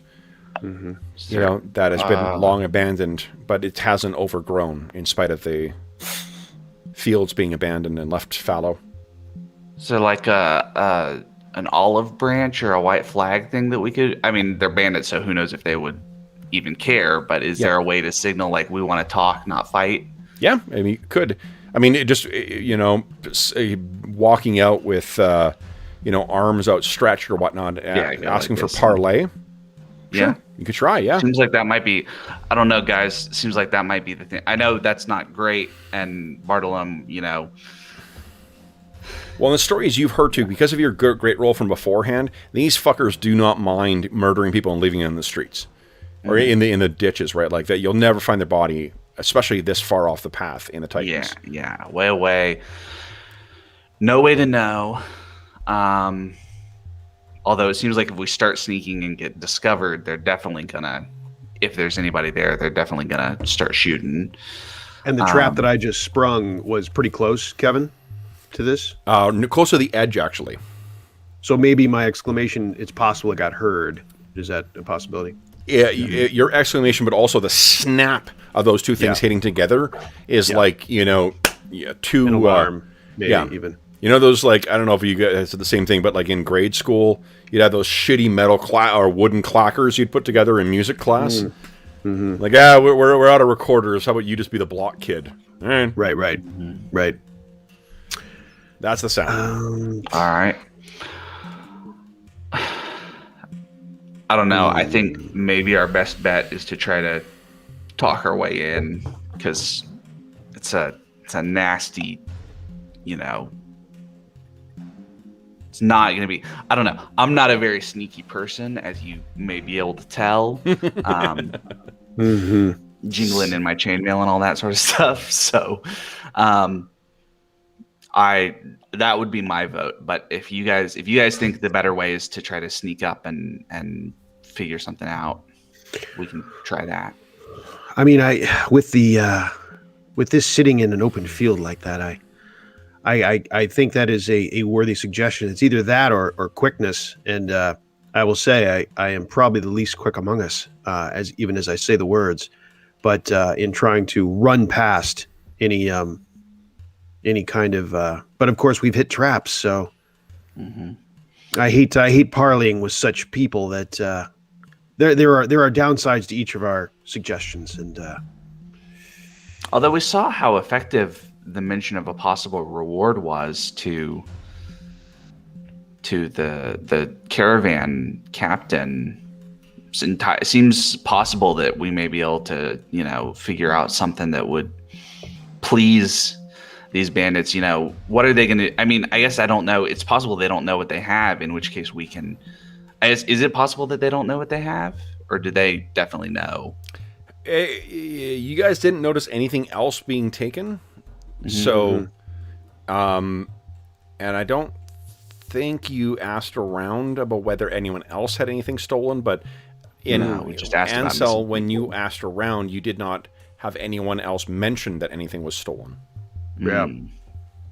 So it might at least infers that it was surgical. Yeah. specific. But he could have definitely, like, opened up Bartolom's pack, knowing that Bartolom is a magic-y guy, and therefore, just grab the shiniest thing in there type thing.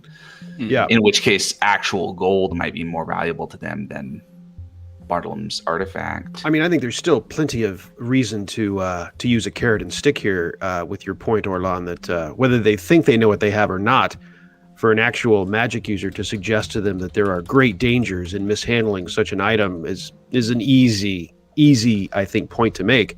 That's while very true, too. contradicting that with or juxtaposing that against the carrot of a perhaps possible reward, although that will make my blood seethe. Mm-hmm. I don't much like the idea of giving them a reward either, but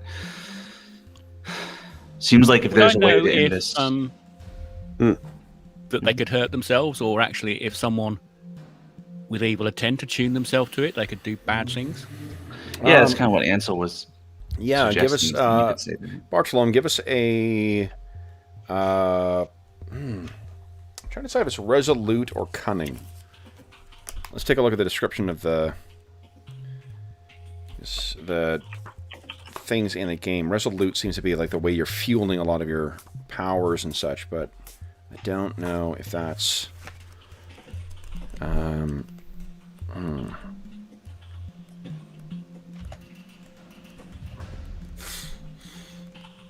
Come on, game. Where are ya?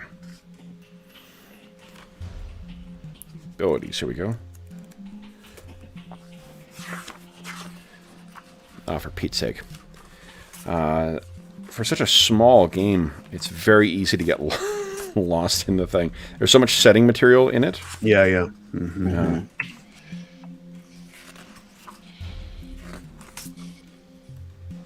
Okay. Here we go.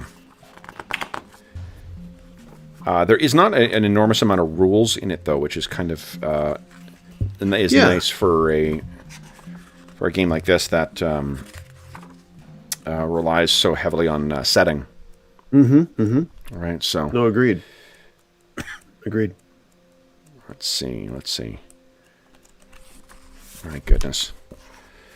My goodness. For those listening at home, my apologies. Taking a sweet time trying to find this darn attributes. Here we go. Just because it's like one page. There we go. They are very succinct with everything. Yeah, one page of attributes. Okay, so this cunning, it's wit and knowledge, and resolute is resistance to influence, whether it's social pressure, mind-bending magic, or corruption. It's also used to the mystical powers. So, Bartolom, would you give us just a flat cunning check, please? Oh, actually give yourself +2 to it, because you've been living with a stone for quite some time. Mm-hmm. Sorry, which stat do you want on that? Cunning, please, at +2. Cunning, right, cunning at +2, right. He doesn't know. I mean, you could spend an experience to re-roll, but right now, Bartolom, you're not sure what could be done with this thing. Maybe you know that there is a dark, like a fire spirit that is bound to the stone, or said to be bound to the stone, and who knows what that means. In the wrong hands, nothing good could come of this anyway. Most assuredly. Need to get this back, and however, doesn't particularly matter. Okay. So, you guys are at the edge of this clearing. The day is not getting any longer. What are you guys thinking? Mm-hmm. Oh, that's true. Well, I mean, one additional possibility is to wait until nightfall and to observe what we see. Although we're on kind of a limited time. Well, we are. I would imagine the sound of the trap going off, and probably your verbal might have indicated that they know about us. But if we're trying to get to them without being exposed, that would be the advantage, perhaps, of making it harder to strike us on that open field, if that's what they have in mind. How far is the distance open field, as it were? It's about, I think I said 50 yards or 25 yards. All right. In fact, go ahead.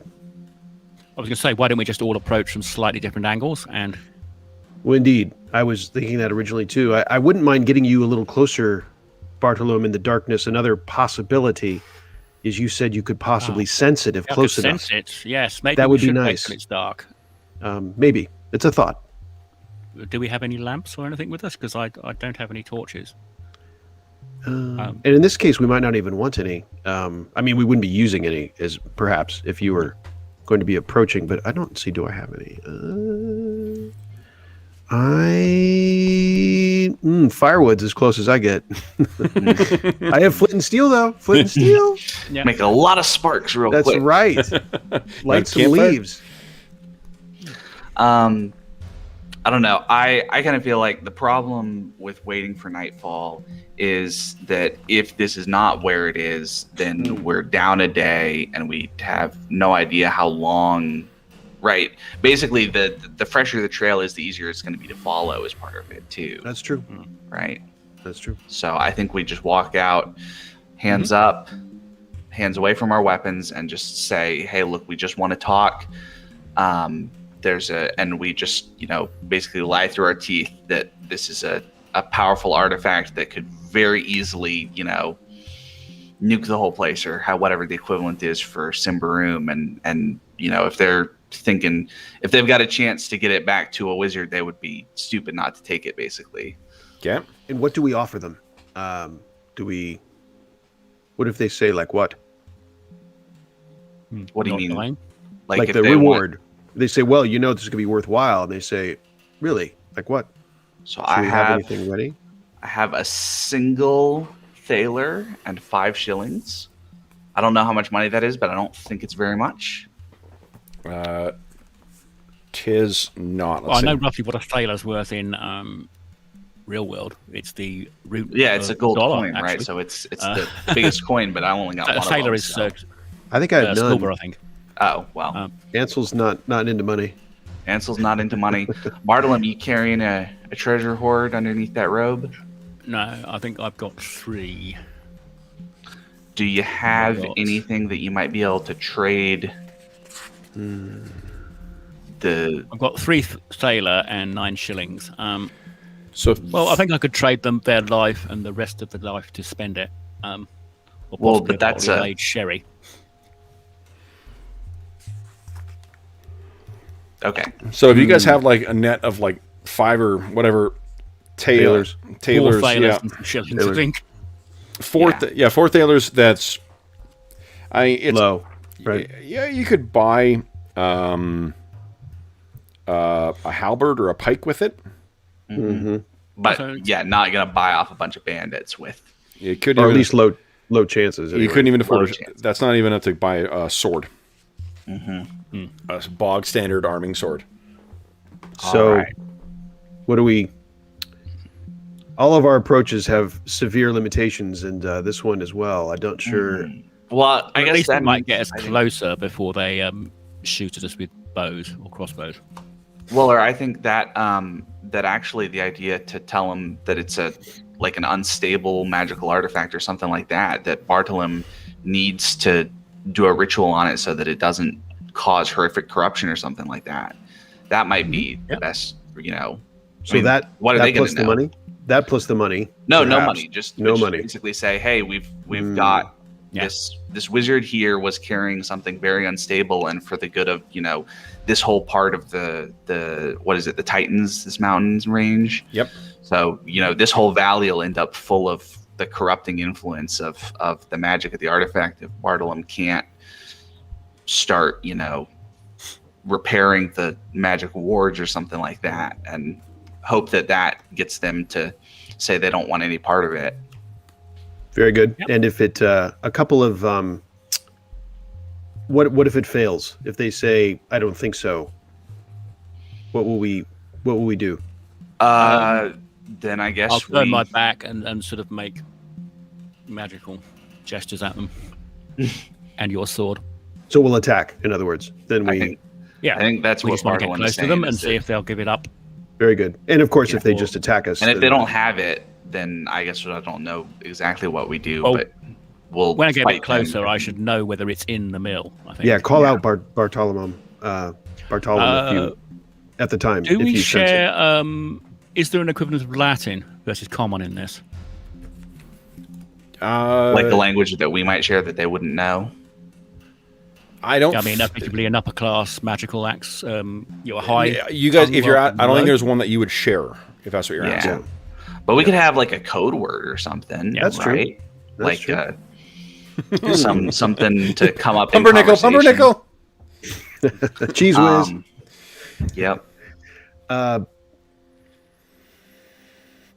Yes. What word will you say, Bartolom, if you sense it?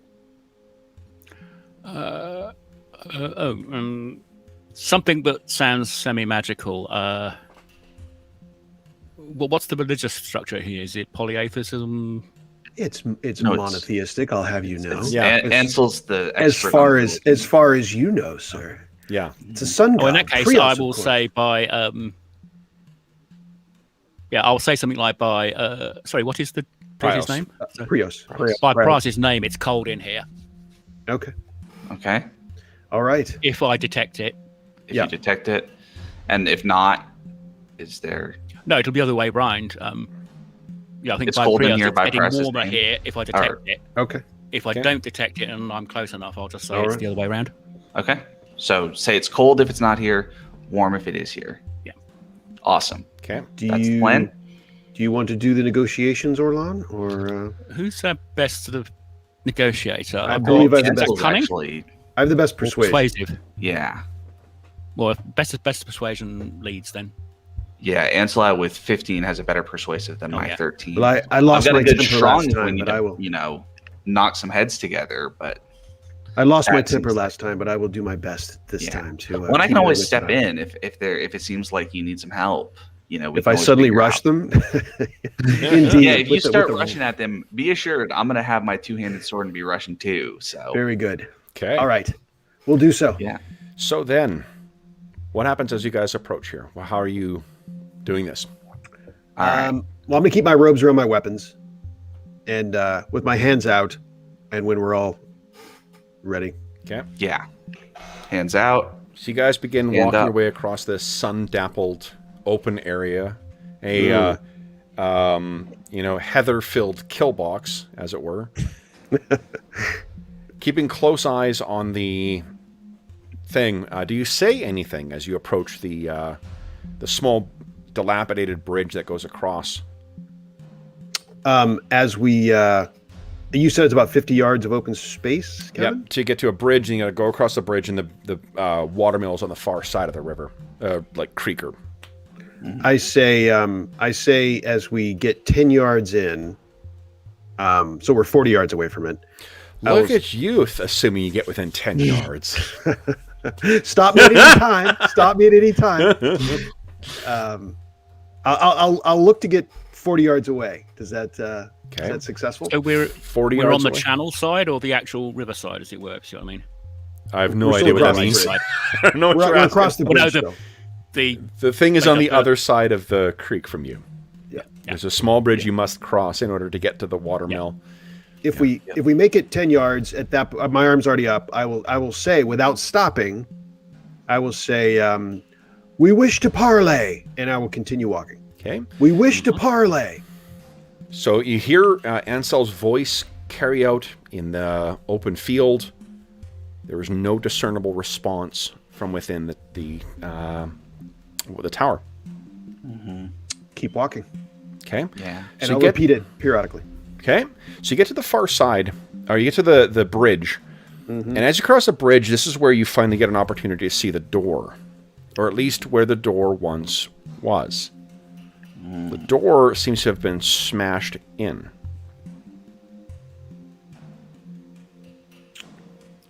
Be careful of and it- trap. I'll and at say this- from Go ahead. Trap, maybe. Bartolom, is that what you said? well, we're saying be careful of traps. Yes. Kevin, what's our proximity at this point? So I guess we get to the bridge. Now Did you say you're on the far side of the bridge, so you can actually Yep. see the entrance to the tower or the water tower, and it is about maybe 10 yards away. Bartolom, are you warm or are you cold? Give us a cunning check, Oh, was it resolute or cunning? Cunning at -5. Resolute, I thought we were using before. Oh, was it? Okay, resolute at -5.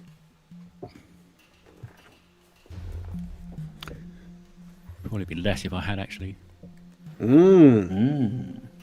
All right. You feel nothing. Oh, it's still cold in here. And I'll sort of, presumably we're behind him. Can I actually see the door? Yep. Does it look like the break is recent? Why Like, don't can you we see give the us white wood inside the break? give us a vigilant at -4, please. Not my best skill. You've got this. You got it. I read about this in a scroll about Yeah. a wizard from a far off land who did investigations. Yeah. I don't Right. think it worked. Heck of an effort. I mean, I'm gonna if I don't see any movement or hear anything, I'm gonna keep walking towards that Give towards us that door. just a flat vigilant check if you're just listening. Yep. Nice. You can hear the sound of something. Something has been knocked over in there, like the sound of wood falling to the ground or something like that. Maybe a plate, maybe a chair being overturned. Something's moving in there. I'm gonna make a sharp look to my comrades and then dash for the side of the door. So for safety, the cover to one side of the door. Okay. With my quickness 7. Sure. Yeah. No. So you race over there. Not your. Right. A Serpentine. little lopey. Serpentine. Right. I'm lopey and kind of awkward. But Yep. But you get to the side. Okay. And so you guys would have an opportunity to respond as you see Ansel, dash across the final, 7 yards that he needs to cover. What do Orlan and Bartolome do? I'll follow once he's off the bridge, as it were, not to put too much stress on it, Yeah. in case it's an old, creaky bridge. Okay. So Bartolome, but are you planning to hag to the side the way that Ansel did, or? Well, he's went to one side. Yep. Is there another side I could go to? No, it's the kind of door that only has one. Yeah, of course there is. No, I don't know what But you're you have to asking. cross the doorway, right? Can I- Yeah. I'll go the other Right. side then. Okay. Yeah, we'll So, do the traditional as tactical you run to the stacking other up. side, you spy a look. There is something that moves from within the shadows of the tower. And would you give me a discreet roll, please, Bartolome? And you can get hold on. -1 to your roll, please. Yeah. See if you got there. Oh! You have an experience if you... Oh, you get a 4. You got 20% chance of success. yeah. Okay, so as... Orlan, I just want to give you a chance to mention... So Bartolome has run over to the far side to where Ansel was. What would you have been doing? You would have an opportunity to respond to when you saw Bartolome run as well. So Ansel runs, Bartolome runs, Orlan is just drawing his sword and kind of striding forward. All right. He knows what's going on. So you're about 3.5 feet away when you hear the roar of something within, and there's a wet sort of tearing sound. I, in initiative terms, I couldn't have called out saying there's something in there. What you rolled was that you tried to get past. You can only... Yeah, I see what you mean. Yeah, it was just trying to... Yeah, you ran past, and I mean, if you're shouting out, you're making yourself aware to these things anyway. Yeah. So we are dropping into initiative. Let me quickly set up a handout for you guys here. All right.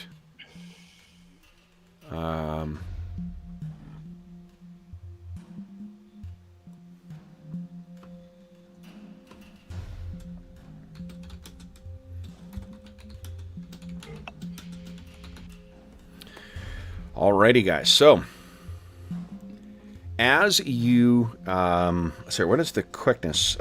So, it looks like, Bartolome, you will be up first. Then it will be... Oh, what is the tie-breaking thing? 1 second. Ties go to the heroes. No, ties go to Vigilant. What is your... Orlan, I only have a 9. What is your Vigilant? 9. 7. Oh, shit. So, yeah, it'll be them. So, it'll be Bartolome, then what's inside. So, Bartolome, you get over. You've heard something, at least one thing shifting inside there. What do you wish to do? at that point, I'll say to the others, "There's something in there," and I'm going to ready my stick to see if anything comes out. It's getting whacked on the head. I'm going to leave this with the big guy with the big sword. How underwhelming it is to call it a stick. It's a switch. Yes. All right. Sorry, a staff. I love it. Presumably has a knob on as well. Yep. All right. So then, let's see here. What you see then is so Bartolome, you ready your action. All right. So what is your vigilant, Bartolome? Not very good. I think that's the 7. Okay, so the way it works is you're able to delay down to when they are, but then it becomes a tiebreaker. So you're actually acting after Ansel. Your reaction time is kind of garbage. Mm-hmm. So the first thing to act is these things surge out. And what you find, guys, that strides out of the tower is this. Oh, boy. And there are 2 of them that come out, and you can hear a third thumping downstairs from within. They are covered. The 2 that come out from below, their faces are covered in gore. Fresh, dripping blood and viscera. And let me put them down here. You got 1 and 2. And you can hear thump, thump, something else is coming down, and it's howling out as if, like, there is more to feast on coming soon. And Ansel and Bartolome. Well, Bartolome, I know you're there. Ansel, why don't you give us a discreet check at -1. Let's say if they heard you get there. He's pretty noisy.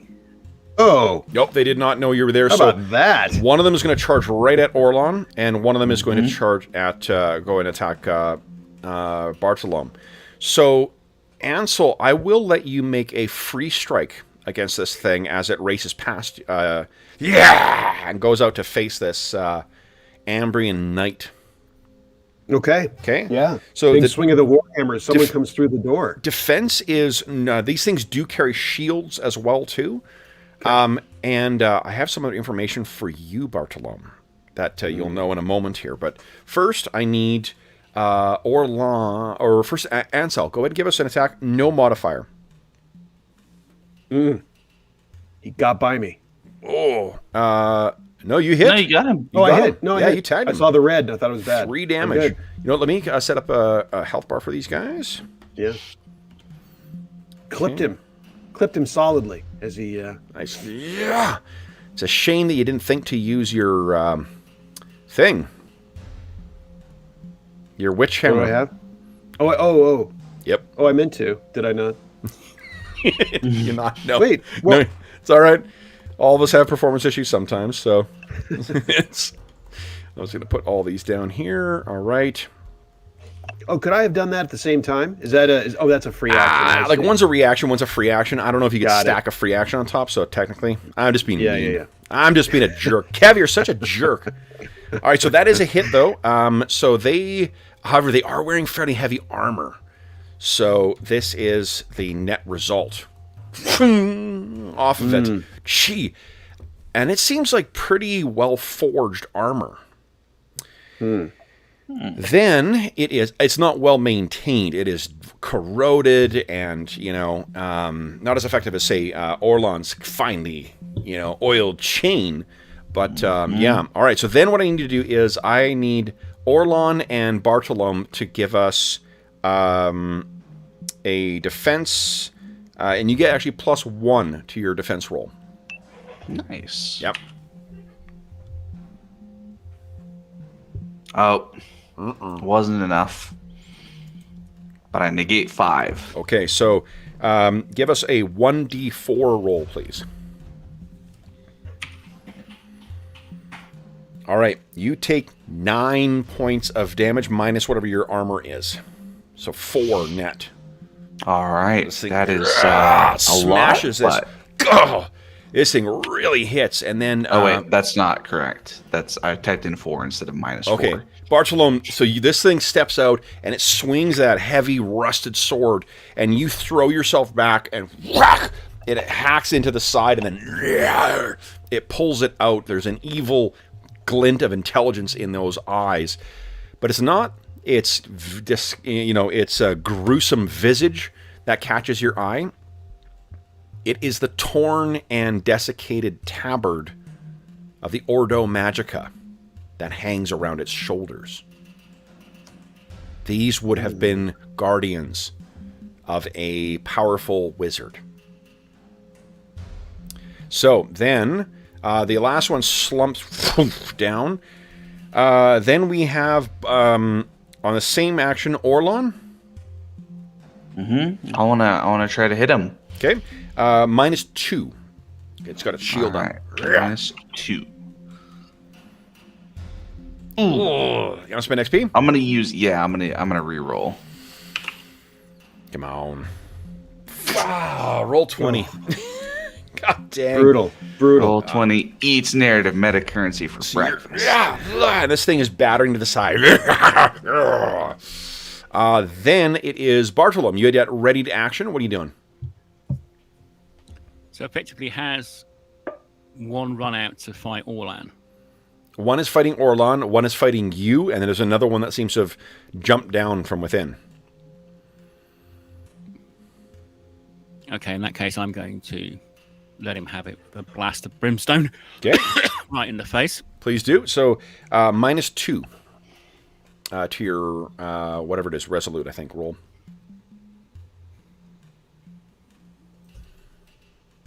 Oh, nice. So you, this thing raises its shield up. What's the... Oh, shit. Why didn't it roll damage? Maybe it's not coded. It's 1d12. But I thought it rolled it before. We saw it roll damage before, didn't we? Seemed like it. Yeah, did you click the ability instead of the weapon, Mo? Yes, you did. I did. Sorry, let me... That's okay. Okay, go ahead and click on this. So we'll use the damage from this one.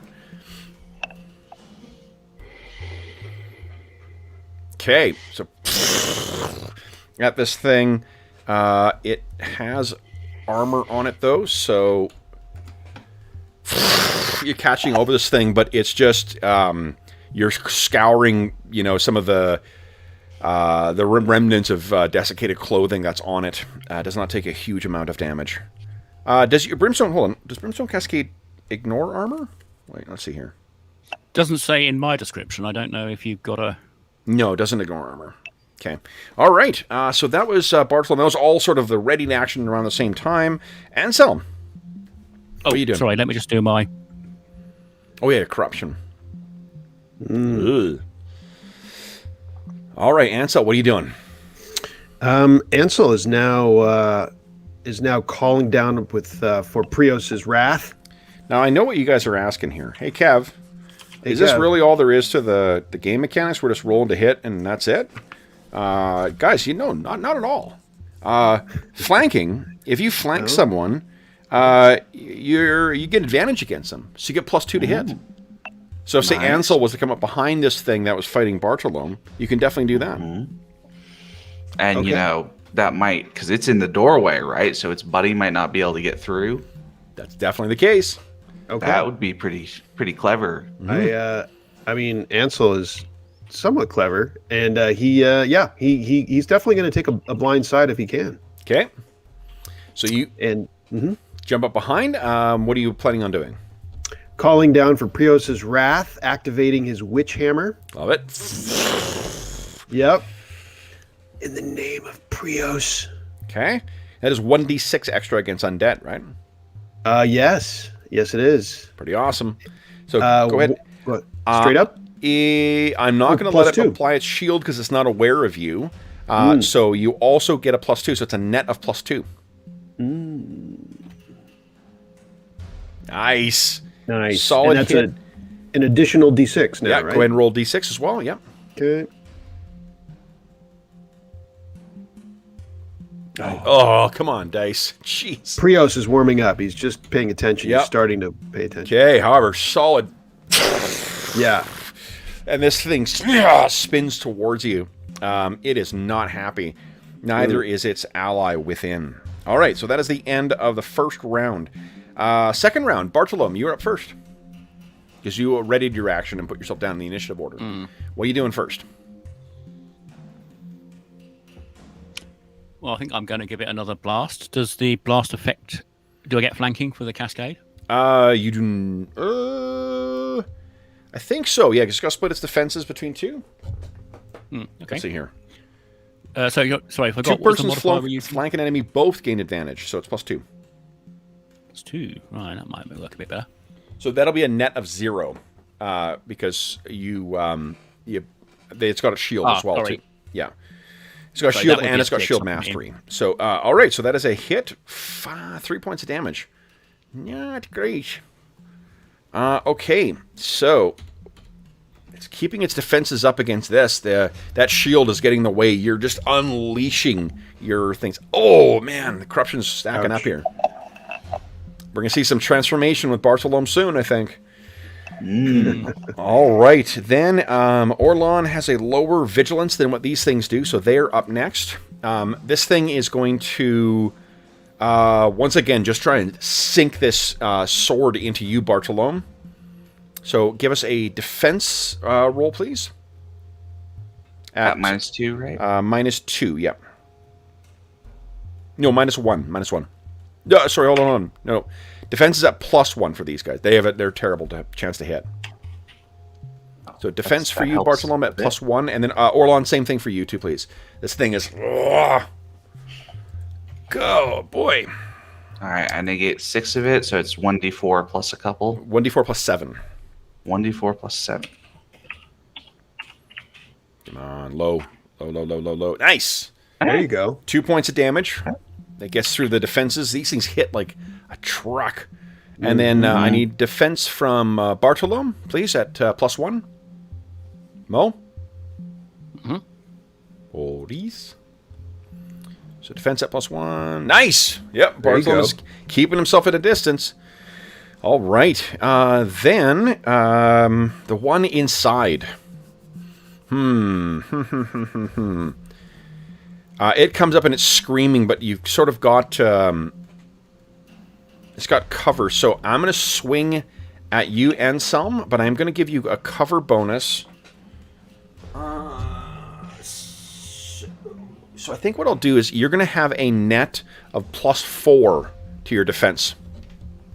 Okay. So please go ahead and give us a defense. I have a question. On Blessed Warhammer, it has a quality of balanced. And the weapon is so well balanced on page 152. The weapon is so well balanced that it is extra effective when parrying. The weapon provides +1 in defense. Oh, awesome. Yeah. So, okay. So I'll... yeah, so that'll be +5 to your defense. Cool. And the shield provides +1? Shield provides +1 as well. That's already calculated in your calculation in the cheat, though. Excellent. Very good. Okay. There we go. This would be a net of +4. Nice. Nice. So this thing swings at you, and I think that because it got close enough, it manages to get through, but you get your shield up in time. Your Warhammer's still blazing with holy power. That's it for the enemies. Orlan, you're exchanging pretty heavy blows with this thing. Next up is going to be Orlan. What are you doing? All right, I'm trying to smack. Okay. Yeah. So it's +1. Two-handed sword +1. Yep. Oh, dang. Surely, Roll20 will not eat my last narrative meta currency as I use it to Come on, 1 XP. Never do that. Jeez. Oh my well, goodness. the XP was nice while it lasted. Yep. Thanks, donors. Hey. So, you want to know what your banner does now? This seems like the time that it might be useful. It's a good time. Yeah.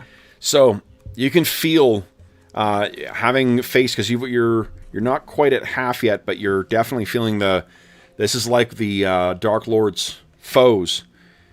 And there's something called pain threshold that I assume is where you start like getting penalized for having low hit points or No, something? so it's a cool thing. Pain threshold is if you take an amount equal to your pain threshold, you choose to either fall down or they get a free strike against you. Hits you so one hard, strike. it rings your bell. Yeah. Okay. So it's not like when I because I thought it was when I fall to 8, I'm gonna be taking penalties because it's an 8 and I'm at 9, and I was really worried about that. Not at all. No. You take it's only when you take a big hit. Yeah, and you can take a you're tough as shit, so you can take some big hits. Yeah. With my armor, I'm not likely to hit the pain threshold, and So- I couldn't take it anyway. So Two things. When the person bound to the banner, and you've been carrying it with you, you're inadvertently bound to this. Thrust in the ground, all allies within sight get 1 re-roll per scene on a resistance test against any effect, including defense. The allies who use the re-roll cannot get another one during the same battle, regardless of whether the banner is replanted. Allies with steadfast, like you. does anybody have steadfast? I think you do, don't you? Is that Me? your extra ability you got? Oh yeah, I have steadfast. Cool. With steadfast, automatically succeed with activities covered by this ability instead of re-rolling them. So this is the rally the troops one. The other option is a master with a leader ability. Now, do you have leader again? I do have leader. You can make the banner radiate healing energies once it's planted into the ground. All allies within sight recover 1d4 toughness. Allies with a recovery ability gain their level of healing instead if it exceeds 1d4. If the master has and uses the leader ability at adept or master level, I don't think you've got that at... Oh, maybe you do at adept. Ansel does, though. Oh, but you're not I the do master. have a leader at adept. Yeah. Yeah, so if you use that, restoration can be activated as a reaction to those actions. So you can combine it with, like, take them down! Yeah. So the problem is all that stuff seems to require planting the banner in the ground, and I've got it folded up under my armor right It will be one action. This is a magical fucking thing. If you are in a last stand, you are one of the last panzers, or what is it? Yeah, the Queen's Panzers. One of the last Panzars. Panzars, one of the last Queen Panzars to leave the homeland. It'll fucking unfurl in a magical, and badass way. That sounds good. But I already used my action this turn, so I'll do it next turn. Just FYI. All right, so that swing is a miss. Then it is, but you had to choose one of those two abilities. Then it is Ansel. Ansel's going to take another swing. Does he still have the advantage he had, or no? Yes. On this, flanking. Yep. Okay. I will let him apply his shield bonus. He wasn't aware of you before, so I didn't let him apply the shield. So now it's just going to be a flat roll, no modifier one way or the other. Okay. All right. Okay. Nice. Okay, great stuff. And then a D6, right? Yes, please. Yeah. Okay. I don't know if there's a disarm ability in here or whether it's like a talent related thing, but like I could see disarms be pretty fucking handy when you're fighting people who are, skilled with shields, like sword and board fighting. Yeah. Right. So solid hit, 7 points of damage. So just a little bit of flame, little sun glint coming off the. It stoves in the back of this thing's armor. And it still is blazing within, and you think there's a fire, like a holy fire, kindled within this thing that begins to consume it, and it turns furious at you. I think that is the end of our round, guys. That means next round, top of the round is Bartolome. What are you doing, Bartolome? Corruption. Corruption. Almost down. Sorry, it's a pre-gen. I will just blast away again, I think. Okay. Fear not. To see if it does. So you it was get just a straight roll, wasn't it? minus- Oh no, they're flanking, so it's a net. It's a net zero, of isn't it? 0, correct. Go ahead. Oh, And remember to roll I'll on the re-roll attack. that. Mo, roll on the weapon. Don't roll on the ability. Sorry. I mean, you've missed, so you can't. You're stuck with that. Yeah. All right. So this thing is just pressuring you a little too much, and you're. Once again, give us a D4 roll. How much corruption? Did you want to re-roll it, Mo? Oh, yeah, Did you have? I'll re-roll it, Okay, and Okay. then Cool. right. Go ahead and roll right the thing this weapon. time. Yep. There we Nice. go. 8 damage. So this thing turns. It was about to attack Anselm, and then with a couple choice magical words and incantations, this thing is completely consumed and drops to the ground. And Bartolome ends his power. You can feel the magical energy roiling inside you, ready to distort your form, Bartolome. Yeah, he's probably got slightly glowing eyes or something because he's just on the edge. But as this thing drops, its ally leaps out and has a free strike now on, not a free strike, but like has unrestrained attack on Ansel. So Ansel, I need you to give us defense at +1. Same thing for you, Orlon. It's hammering away at your defenses. And the +1 was because of my weapon, my balance. No, Is that +1 what is you because said? of it's not as accurate. Oh, okay. And do I still get the Warhammer +1? You do, yeah. Okay, cool. Uh-oh. Hi, guys. Okay. Nice. Oh. 8 okay, so damage. Oh no! that's 8. Pain! So Pain threshold! That is pain. Yeah. Do you choose to fall down, or do you choose to let it make another free strike on you? Oh. I'm only at 1, right? So if it finishes me off, Yep. or I think this being a one shot, surely the more heroic thing is for Orlan to grit his teeth and hope that he gets a chance to pull out the banner than to Yep. fall down like some, character. Are you trying out to of survive. rerolls? You're out of rerolls? I'm out of rerolls, yeah. Okay, So okay. I'm gonna try to survive the next hit, basically. Okay, so if you're staggering and remaining up, give us one more defense at +1 Yep. to your defense. Yep. Yes! Nice. What does that look like, Orlon?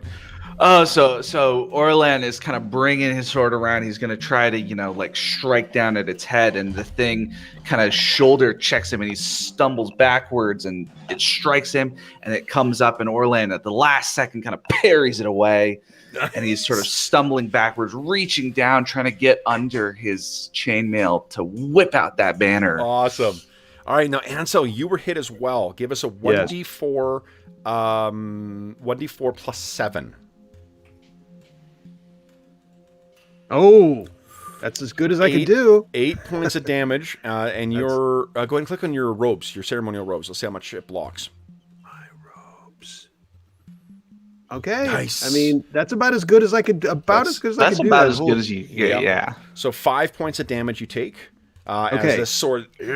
So my pain threshold is 5. Does it have to match it or exceed it? Oh no, it has to match it. So now do you have a choice of either free strike or you knock down? And what is the so what are the mechanics of being prone? Standing, What do I? standing from prone, you can fight while prone, but they have advantage on you. Yep. And if you stand, they get a free strike against you. Oh, that's nasty. That is nasty. Life is tough, I guess- and It is. I'll take my medicine now. They get the I'm knocked off, and they knocked off my my front foot, and they get a free strike. go okay. So make another defense, +2, for the combined effect of your. Yeah. Warhammer balanced and Yep. And this thing. Come on. Oh no! Oh, you attacked. You rolled didn't. attack. Oh, I'm sorry. You didn't roll Yeah, a I did the defense. wrong thing. Holy I did the wrong smokes! thing. My fault. My fault. That would have been if it critically hits you on its extra strike. That would have been horrible. So +2 to this. Enemy missed. Oh, there we go. Nice. There All we right. So go. what do we say with yours? What do we see? It hammers at you, and then Yeah, I mean, I think it just it clubs me bad, and I stumble back, but I get the shield up like just in time, and Yeah. it clangs off the awesome with a little glint of sunshine. Nice. The sun will rise. Yes. All right. So then it is Orlon. What are you doing, Orlon? So Orlon, he has let go. That kind of last parry jarred his left hand off of the sword hilt, and he reaches down. He's reaching down almost like for an amulet or something, but then he yanks out, and it's sort of eerie how it happens because this is like a full war banner that he had, under his chainmail that kind of comes out perfectly flowing in this sort of massive. And of course, in the film version, the music has like a big score. And this strikes me as a super slow-mo Zack Snyder moment where it perfectly unfurls so you can see everything, including the blood of martyrs on the we can see like that whole, and then we just sort of hang on to the flowing banner in his hand as if everything is sort of happening for this. So we're gonna get some hit points back. All right, so then but you can also combine that with your leader thing. So if you wanted to say, give the plus, was it 1d4 damage against this adversary or against the other one, you can do that. Yeah, so I'm gonna shout, Prios and Ambria, take them down. That one first, and I'm gonna target this guy for them to do some extra damage on, so that hopefully they can come help me, and we're gonna get some hit points back, and Yeah, so you gain, all allies within sight, yourself included, recover 1d4 toughness. Okay. I thought it was 1d6 if you used the leader thing. That is... No, it means it can be it just means that this can be activated as a reaction.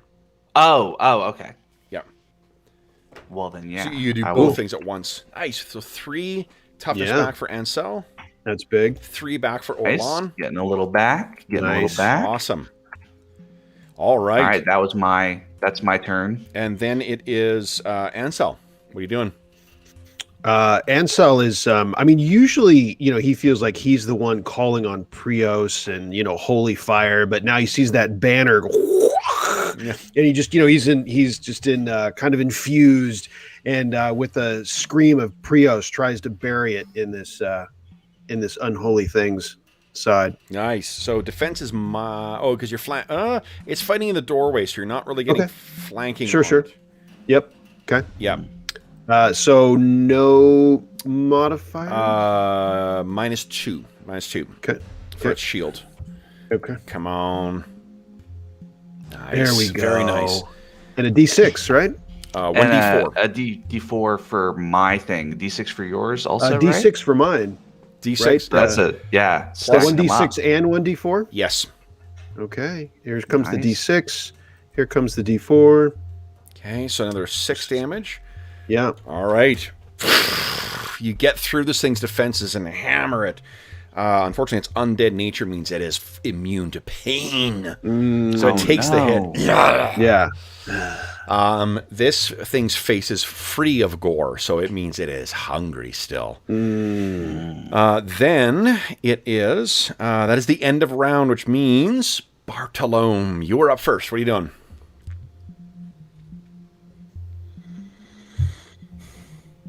So we've got one in the door that's semi-flanked by myself and Ansel. Yeah.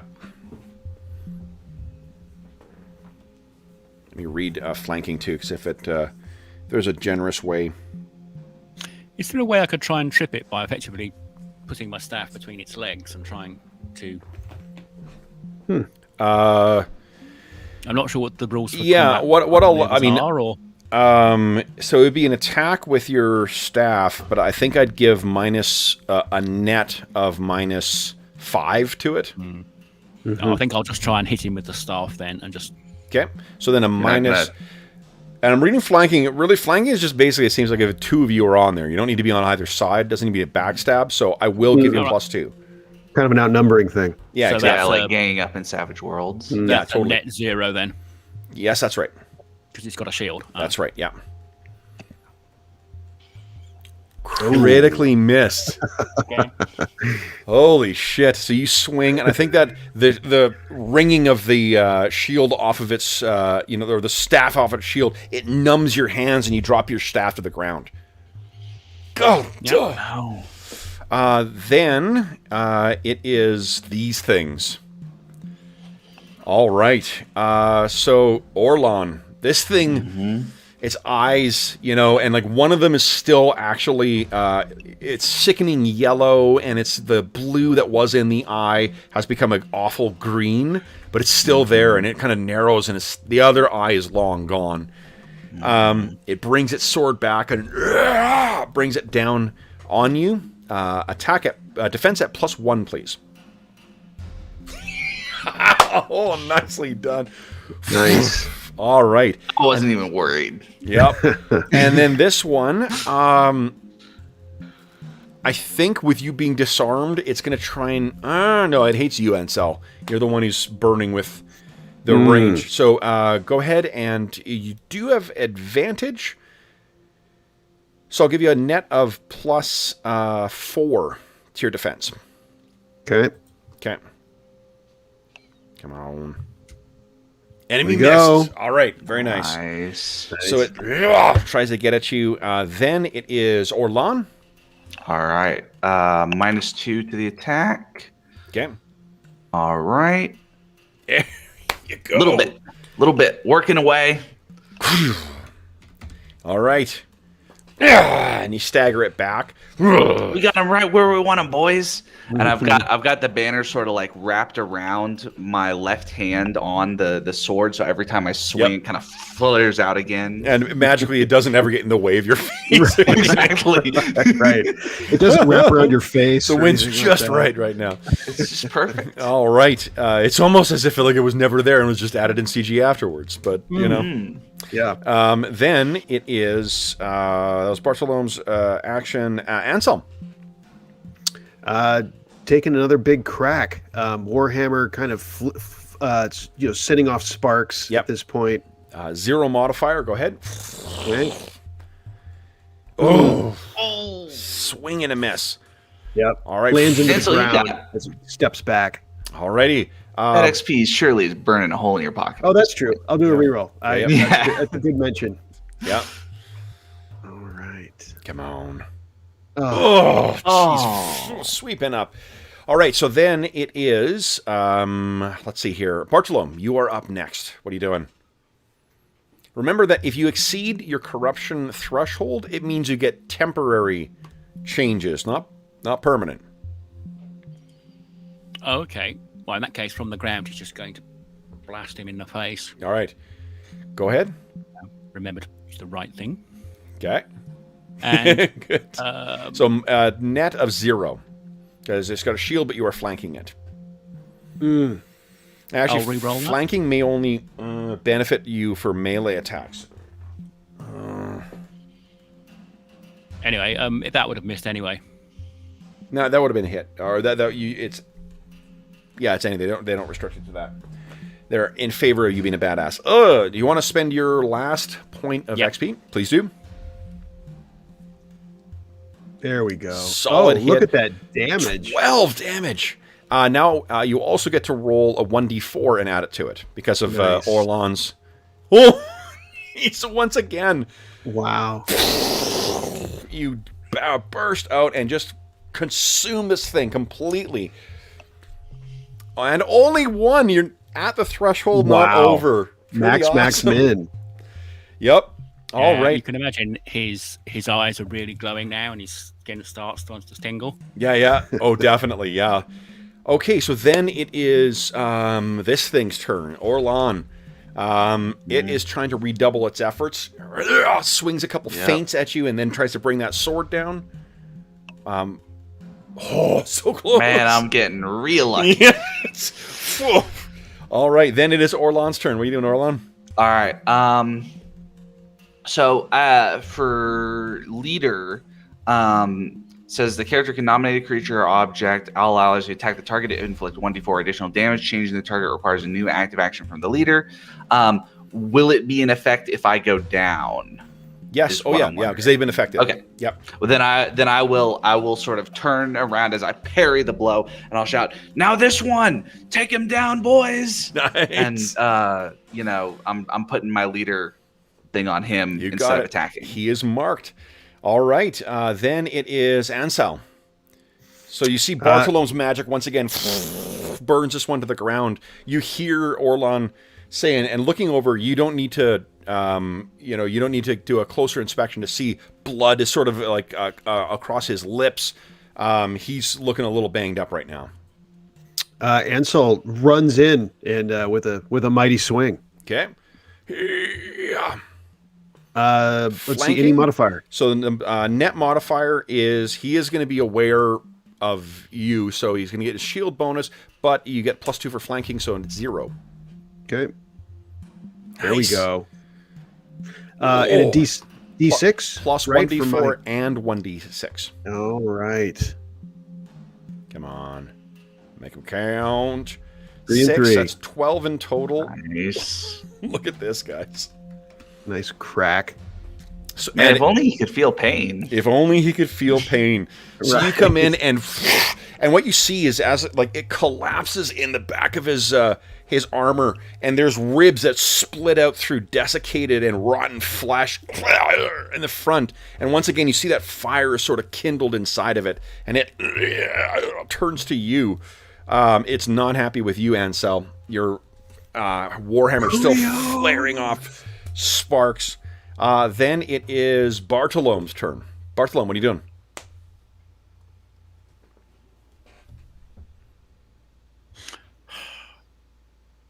Right, can I... Well, no, because he's now past me, hasn't he? So he's... He's about 7 yards away from you. That's where Orlan was when this thing ran out to engage him. Well, I'll pick up the staff, stand up. I presume that's my action then. Okay. So you get yourself up. You can feel that roiling magical energy almost out to get out of control within you. Yeah, and I'll sort of like swing the staff around. Yeah. So then this thing... Yep. Ansel, you're the one who hit it so hard. It just swings that massive axe at you, or axe the sword. So it'll be +1, +2 to your defenses. +2, okay. Go, come on. Okay. You have 1 XP left to reroll. You want to reroll that? Let's see, 50-50. Yeah, D4 better. +7 minus your armor. Yeah, better. Okay. Yeah. Not a terrible idea there. Let's see here. +2. Here we go. Come on. Same thing. So give us Ouch. a roll for your armor. Let's see how much it blocks first. Yep. So it'll negate 2 points. Now give us 1d4 +7. Yep. Okay. Come on. 1, 1, 1, 1, 1. Yes. How about that? That's as good as it gets. Excellent. 6 points of damage. However, that is your pain threshold. Are you knocked Yes. down, or are Yeah. you? And let's see. What I take? I took 6, right? Yep. Ouch. Free strike, or are you knocked down? Man, I don't know if it makes. I mean, you're just putting off the inevitable with the knockdown. I think. Well, no. If it does, Well, if but that's- if I finish him off, that's true. Yeah. Okay. All right. He gets he just it's just overpowering. They're big and knocks you back. You hit Yep. the ground, and it looms over you. Orlan, your turn. What are you doing? all right, I'm gonna smack. Now, you don't get the flanking bonus anymore because Ansel's not really... He's on the ground. So it is a net -2 to your attack. Yeah, like normal. Yeah. Come on. Hit! Yeah. There we go. Ansel runs in with his warhammer and shouts, "Prios!" And then the thing, he connects with it, and then it connects with him, and Ansel falls down. And Orlan, he thinks back to everything that he's known. He's digging deep. He can feel that little sack of dirt that he's got tied to his belt, and it weighs so heavily on him. All he wants to do is lie down and die, but he stands up and he shouts, "Embryon!" And he strikes against it. And this thing is severed in 2 and falls down still. And you see, with Ansel looking up, that banner just completely unfurls behind him, like eclipsing the sky in this beautiful orange kind of color. It's huge. Yeah. Impossibly, some might say. Impossibly huge. All right. So, guys, with 3 of these things down, what do you do next? Well, he gets up. Yeah. Stumbles up and looks for another, like, kind of shakily Yeah. looking around for more evil of, are we going to get another, is there another shoe to drop? Yeah. Looking around. Yeah. Guarding. I'll heal Ansel. Okay, so give us a cunning check. And are you using a curative? Yeah, I'm using Medicus and one of the potions I have. Okay, so go ahead. Success. So you heal 1d6 there. Awesome. Does the banner affect this? Does not, no. Oh, well, it might give it a bit of boost to healing. Okay. All right. Okay, 2. Cool. Just mark that off. Nice. Excellent. And, are you gonna help me out, or am I gonna have to bandage myself, Bartolome? No, I'll do that. You're fucked. I mean, I can see Orlan making that comment too. Everyone's a little bit on edge right now. Yeah. Orlan kind of taking a knee with his sword down, and his banner kind of gasping for breath after the adrenaline. Oh, there you go. Nice. Makes it up to you. Yeah. Thanks, Maybe the banner Bartolome. helped carrying it. Yeah. It was probably the banner. We'll just assume it was. Yeah, it was probably the banner. You know. Hold on, there is something else as well too. Well, Ansel, you can do lay on hands, right? I you do that on can. yourself. It takes because I don't have any I don't currently have any corruption, so Yeah. I think that makes sense. Yeah. we can Okay. get mostly patched up. So Do we here's do one a couple of temp now? one of the downsides is that Orlan, for the first time, because you've unfurled that banner, I need you to give me a 1d4 roll. All right. Got a 1. A 1. So for the briefest period, you felt the twinge of corruption. And I don't normally feel that because I'm not a caster, right? Not at all. No. No. Mm-hmm. Now let's see here.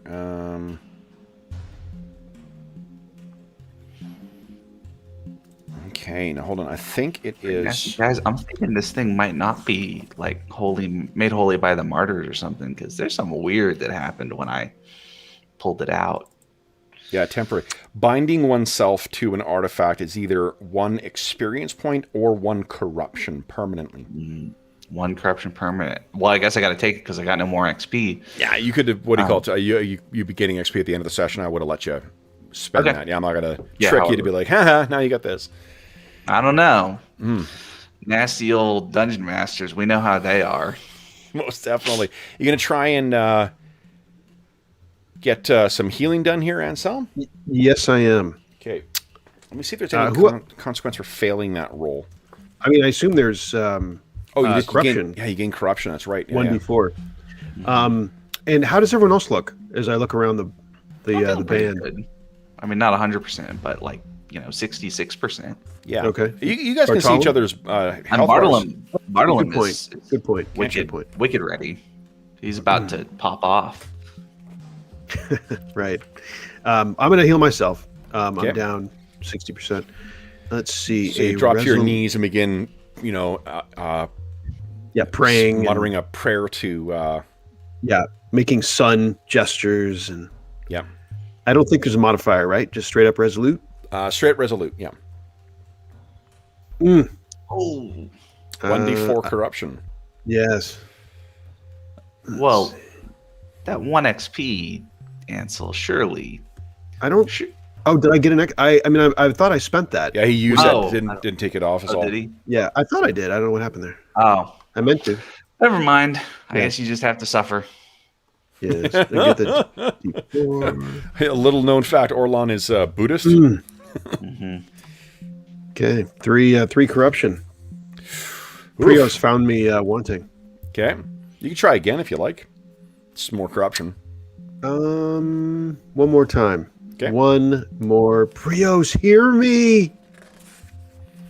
Oh, Prios can't come to the phone right now. Oh. Man, that's just insult. to Oh! injury. Oh shit! ouch! Ouch! So, what do you think the transformation is? Um, The stigma from corruption. I mean, I think I'm doing this. Maybe I'm doing this in kind of the basin of the viscera of this nonsense, this unholy. So I'm trying to do suns, but I've got this kind of blackness on me right now, and not realizing that the sun is being blocked from me by this, by the remains of these unholy things. Mm-hmm. And so I'm kind of getting a tint on me, like a cloud goes across the sun. Yeah. So he's and unfortunately your face is hidden by that mask. True. Do you continue pushing on? You're still 12 is when you push into permanent corruption.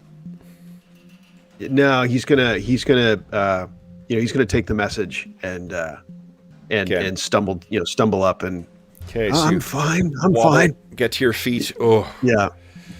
all He's had right. enough. Okay. I'm assuming Bartolome treated him as well too, right? With Medicus. Yes. Oh yeah, right. You got No, you used the I curative got on you. it. So Yep. All right. I So could just do a straight roll if you want. well, you can only do it once after the fight. You can't just keep. Right, yeah, I thought there might be limits. You can't just keep Yeah. rolling. I mean, I'm in pretty bad shape, but I'm at I got 4 left. So He's missing You'll 4 be too. all right. Prios protects. yeah, Prios protects. Prios protects. Say it like you can't. mean it, Ansel. I did. All right. So then, as the so what are you guys doing next then? And Bartolome let's fix definitely the milk. can't feel the presence of the stone here, right? Are you still in that? Yeah, Bartolome, you want to give a fresh at the doorway, look around, and see what you feel?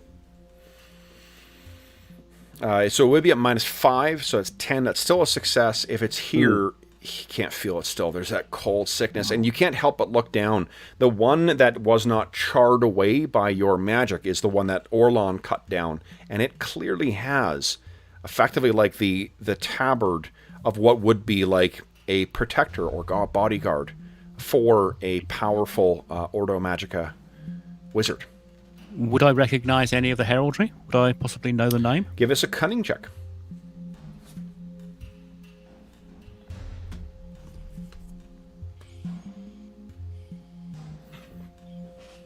And depending how well this is, I'll tell you how much information.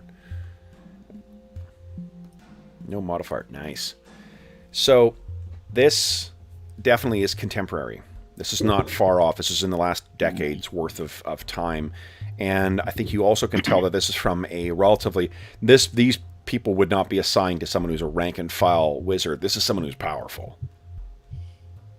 Okay, well, I'll let people know that. I think we need to investigate the mill. Yes, indeed, we've earned it. Okay. This sort of nasty undead And maybe creature, take their swords. like if they come back, you mean? No, these would have been magical guards, so their equipment would have been top notch. These are rusted to shit. All right, okay. Yeah, if it's been like 10 years or... Anyway, what I was going to say is this, like, do we know if corruption can do this? Like, if a magic user popped off with a bunch of spells and his buddies were fighting around him, they might have gotten turned like this? It's possible. You guys, I think that...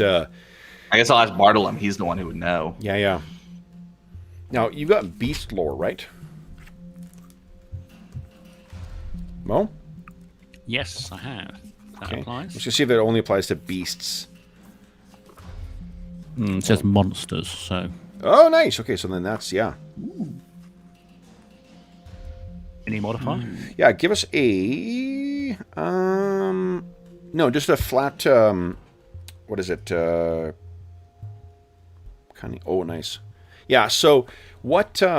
yeah, you can...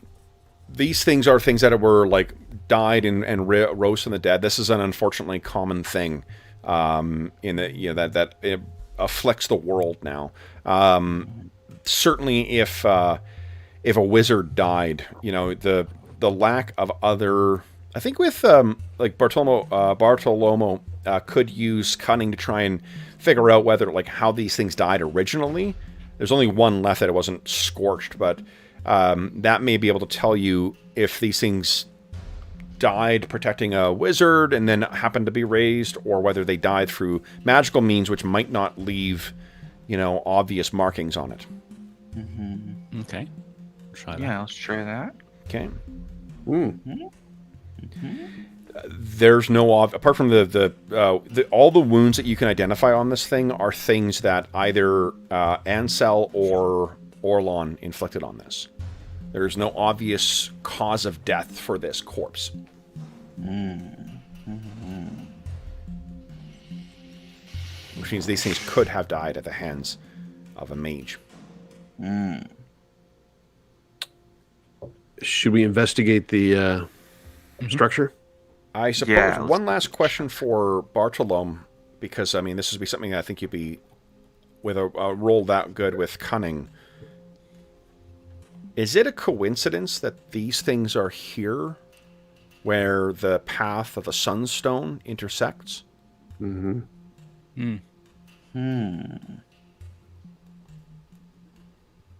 There might be another artifact in here. Or if I assume there's like necromancers and undead controllers and stuff like that in this part of the world now. They are generally the corrupted, like heavily corrupted. Yeah, but like if a wizard got super, super corrupted and killed his bodyguards, he could send them out to go get an artifact like this. If that's what you mentioned, it also dawns on Bartolome that legends say that there are witches in the Davokar that can control violings as well.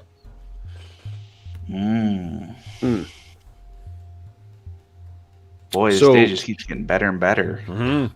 I will. And didn't we see their maws with fresh flesh? Was that true? Two of them, the two that were incinerated by Bartolome's magic. I mean, Bartolome is not detecting the artifact, but one might even, except for that, one might even think that we found Kaler, or they found Kaler first, but they found someone, and maybe the rest of the corpse is inside. Yeah. Mm-hmm. I guess we'll go inside and see. Let's go take a look. Sure. Who has the best vigilant?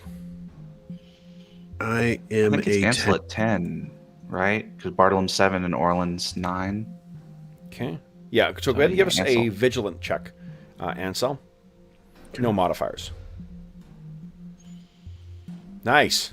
Indeed. So you get in, and just because maybe you just got an eye for faces, you recognize the face that's on the ground in a spreading pool of viscous blood. This is the face of your thief. Kaler. Yeah. And there are bits of his back and the fatty bits of his arm that have all been torn off by something. Bartolome, you know that the one of the curses that comes with undeath is that they are not able to heal naturally. They need consume living flesh in order to do so.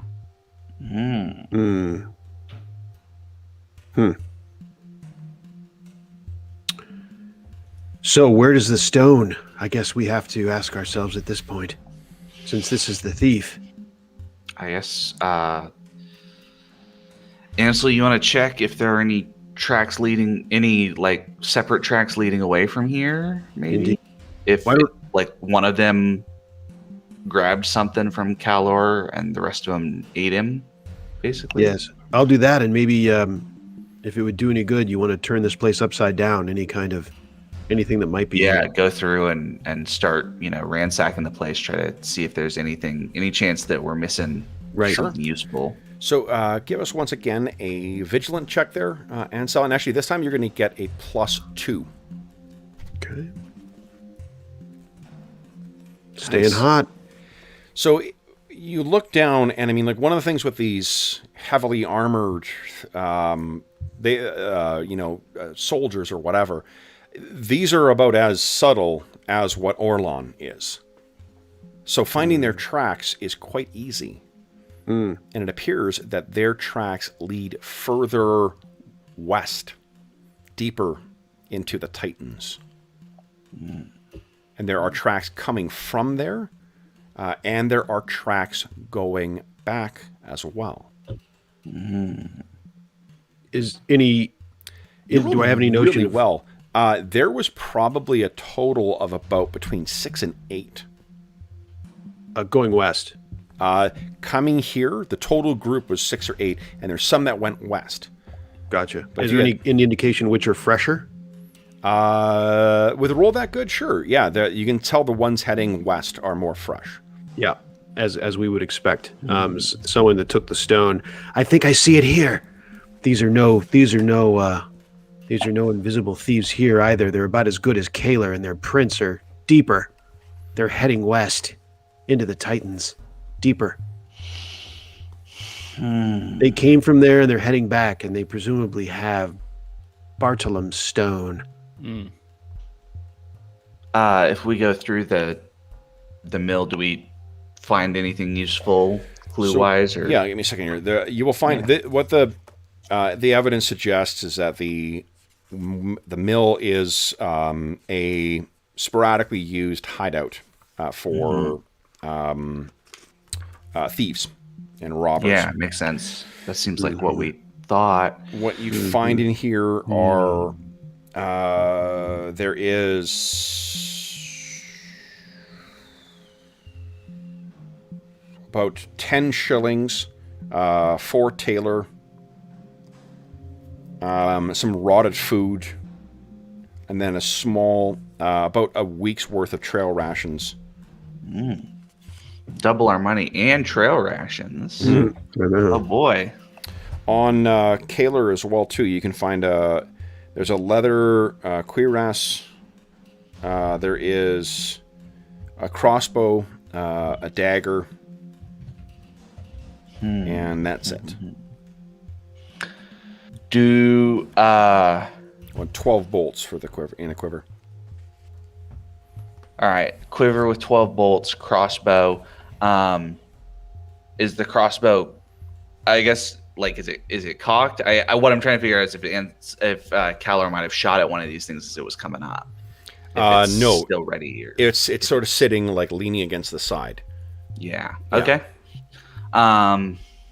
We don't know when they came, really, unless you can tell, Ansel, but they could have easily come at night and just been feasting for a while. How much daylight do we have left? You got here, I think, at around 1 o'clock, we were saying, so... So, we got some.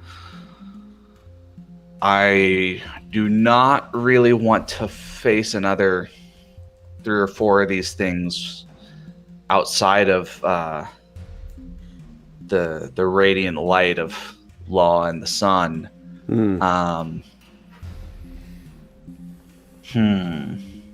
I also don't really want to spend another night out here. I don't know, Bartolome, you've been quiet, and it's obviously it's your thing that we're looking after. What do you feel like we should do? To be honest, I think we need to recuperate and maybe press on in the morning.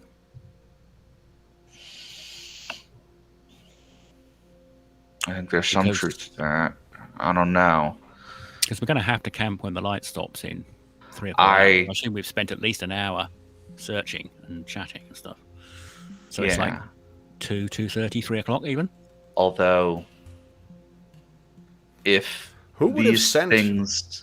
If the Sunstone is gone for these risen dead of former guardians for the Ordo Magica,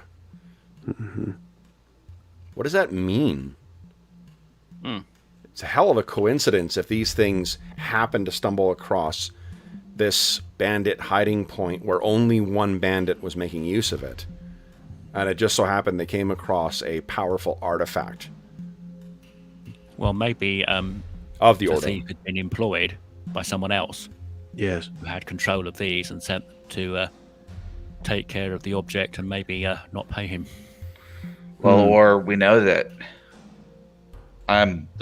There's no notes or anything on his body, Yep. no clue that says bring the object to X, we will meet you there. There's no indication of that. There's no as with before, you're no further to understanding why he would have stolen just that one thing and then lit out into the woods. I mean, all the inferences do seem very specific. So he went after one thing, and they probably came after one thing. But we don't know that, but that seems to be the inference. So Orlan is holding knowing them. He might have been working for them wittingly or unwittingly.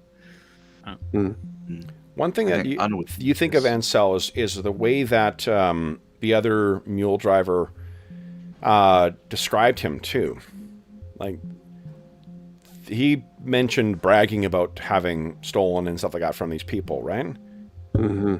Does that strike you as someone who is a professional, careful, the Symbaroum equivalent of the cat burglar who steals only high-value items? No, probably run of the mill. But he was probably enticed to go after valuable, and certainly not against going after something more valuable than his usual, perhaps, target. Arlen, you were going to say something. Sorry, we interrupted you. Well, I've got sort of two things. One is Orlan's sort of working theory is that Bartolom is, I assume it's not that hard to tell kind of who he's affiliated with, and that therefore he seems sort of like the obvious mark. Yep. And if somebody was going to steal from the wizard, basically, because he's most likely to have weird artifacts that are valuable and stuff. This is an incredible rarity, just like your But even if he had like a scroll, a bauble or something, that would have been better than what any other refugees had. Depends on who you're selling it to. Like, because the average wizard's not cruising around with an artifact. You would be an easy mark, an equally valid mark as much as what Ansel would be as well. Yeah, that's true. Because so that is something to think about. Orlan is also, he's sort of holding the banner kind of spread across both hands, looking down at the symbol, and he's sort of saying, there's friends, there's something that came over me with this banner, and I am remain troubled by it even hours later. I don't know for certain, but I suspect, what if a creature of magic and corruption has some sense for these things? Ansel, are you carrying?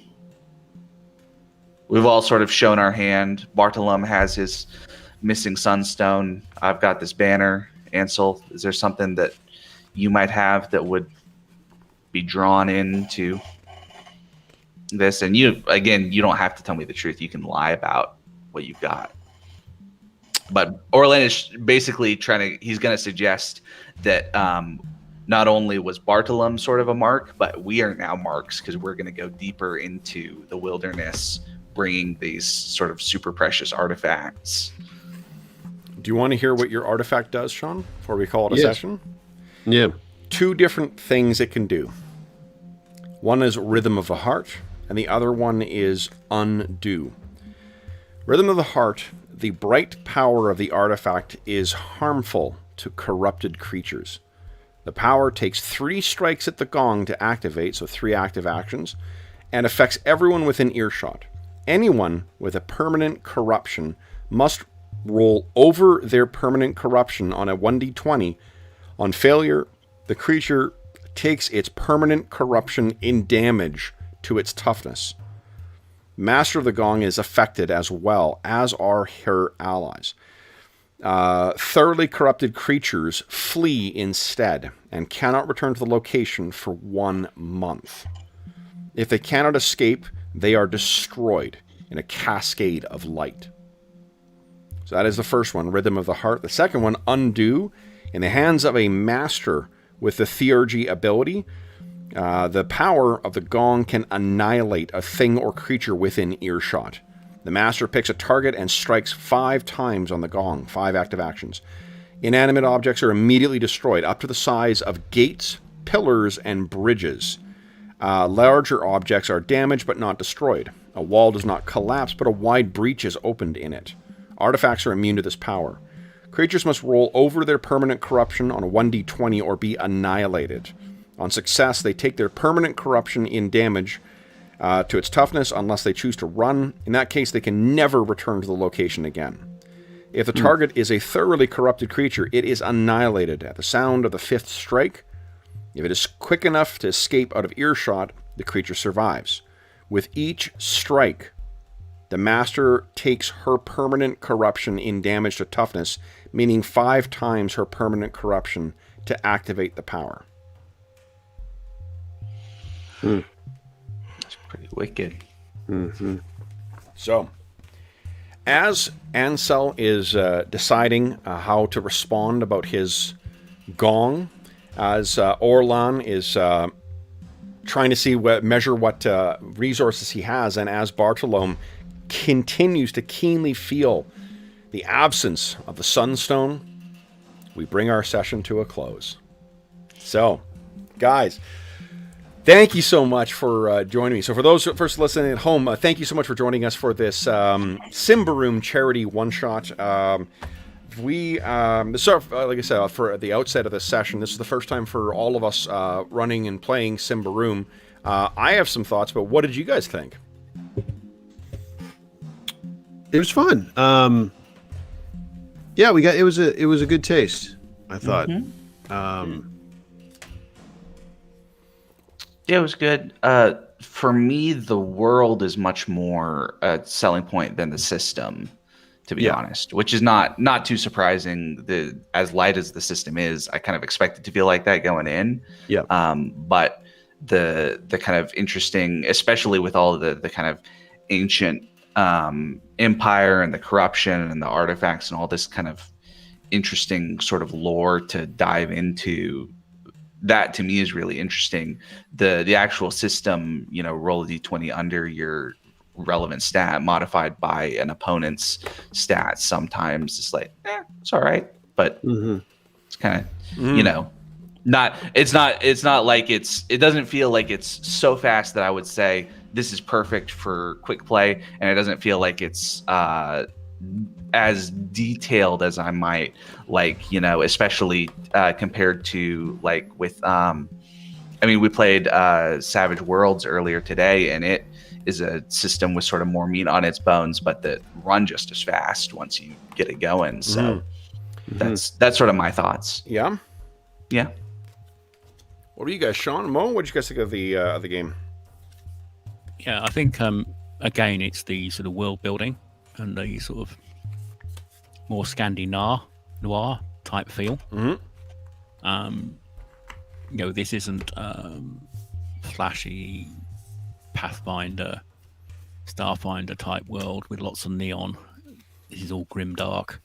Yep. Some of the background a bit reminds me of the 40k World of Darkness, or 40k. The old world feel Warhammer that Warhammer had. Yeah. The corruption, the failing states. Yeah, so it's interesting. I think the game system, it's different, but I think it played well enough to allow you to. I think one thing that's around interesting to consider is that your characters you're playing, these are brand new characters. The one of the features of the game, like just packing up my trait cards and stuff like that as we're wrapping up, like it's a fat stack of these things that we have, and as you gain your character, you're going to be gaining new, each of the different abilities you guys have. There are 3 different stages to it, and each of the and there's probably like 40 or more different abilities that you can get, not counting the magical abilities, not counting rituals, And that's just core book, I assume? That's just core book, yeah. So like there's an enormous amount of stuff that you can do to see your character develop. I don't think your stats change either. I could be wrong about that, but like the one of the things that, let me double check that because I don't want to talk out of turn here. Where's advanced? Oh, rewards. Because I don't. I know that I was looking at when I was figuring out what the rewards for the donors would be to select what to buy with. The things that seem to be able to you spend your XP on is gaining new talents and abilities and stuff like that. It's not just raising your raw abilities. Improving, here we go. Improving your character. Experience is awarded by the game master after a completed adventure. Experience is traded in for higher levels in the character's abilities or used to purchase a new one. Purchasing a new ability costs 10 XP at novice. Moving from novice to adept is 20. Increasing from adept to master is 30. And the example they give is gaining about 20 XP in a session. Or in an adventure. I don't know if that means an adventure or a session. So your stats really aren't going to be changing over the course of of play. What you'll be getting is more things like I'm going to do more damage with. Like the reason that those things had the increased defense with their shield is because of a sword and board ability. So yeah, I mean, it's, I think, like, from a DM's perspective, it was fucking great to not have to think about rolling anything. So it's all on you guys, and I think that, it felt like you guys were more invested in it because it's like rolling dice in the open. You get to right. You're not waiting for me to tell you what the result is. You get to see the immediate result from that, and that's pretty freaking cool. It does mean that you're playing without a net as well too, right? Because we almost lost Orlan from that free, and Ansel to those free strikes. Yeah, Orlan and Ansel both could have gone. Yep. Bye. Those rerolls, how does that's part of the system? How does that work? Optional. So there's a whole bunch of optional rolls in there. That is an optional roll, but because we play with narrative metacurrency in all of our games, or effectively all of our games, I included that as well too. Critical strikes are also optional. And the other optional things are like you can also get corruption to get a reroll. That's pretty fucking badass. That is. I mean, so it's good to keep in mind that we're playing core rules, and they've really expanded a lot of things. The setting, of course, and mechanics as they've. That is a real strength of this, right? There's a ton of support for Symbaroum. If you like Symbaroum, there's so much stuff for it that you can get and get deep into it. And it's got this really cool world, and you might never see all of the content that they have available at the table, but that does not mean that it that's for a lot of people a positive, right? Is the sense of the larger world that you are only seeing a small part of. And you can bring in the rules from whatever, you don't have to wait for that if you're attracted to something published in a supplement. There's lots of there's lots of crafting you can do as well too if you get into alchemy. There are also things where like you could spend a point of experience or you could spend a point of corruption to activate these. These are feats, and it's things like you make a normal attack, and if you hit, you deal maximum damage. Or fearless, you ignore ignore damage. Or perfect defense, you spend your point and you automatically miss. Quick strike, you spend your point and you get to attack first. Resilient, you gain plus 1d4 armor for the rest of the turn. Steely gaze, hero's gaze makes an enemy step back and refrain from attacking the hero. What are those attack. called? These are from these are the feats from the Advanced Player's Guide. Kind of like boons. Are boons, what are boons? Those are kind of no. Boons are different. Boons are permanent. These are things that anybody can do. Like with the extra XP you guys had, the 3 XP, you could use that to spend and activate any of these things. Is that's the same resource that you're talking about, 20 XP for an adventure? No. So the way that one of the options that you can just use experience and spend it as a narrative metacurrency instead of using it to advance stuff. But if we played with it the same, like what I think I might try next time I run it, because I definitely want to run this again, is start with three narrative, like just like 3 bennies in that, and then allow you to spend corruption afterwards. If you want to go past that, leave it in the player's hands. I really loved seeing you guys thinking about the pain threshold stuff. of fuck, do I get knocked down or do I take the free strike? Yeah. That is, and that feels like a critical moment in a fight when you do get to make a meaningful decision. Yeah. You know, so that's cool. Yeah. I like the I do think that as expected, that the level of crunch does seem to have you, for the most part, focusing on the narrative, and it's designed that way. You know, Well, the special abilities too really made each of your characters feel unique. Yeah. You know, and the ways that you could, like I thought when I looked at the pre-gens, I was like, why do these both have fucking leadership? And like, whatever, like, let's see how it is. You guys felt totally different. Yeah, you know? Like, even invoking the exact same ability, it felt narratively like Orlan is a drill sergeant being like, take this fucker down! Whereas Ansel is the, like, you know, the preacher. Inspired preacher. Yeah.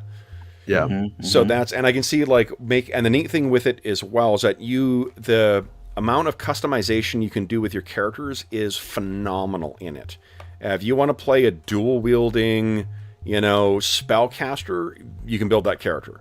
You know, if you want to play the Juggernaut, slow-moving, but, you know, hits like a Mack truck and never gets hurt character, you can build that too. It's pretty open.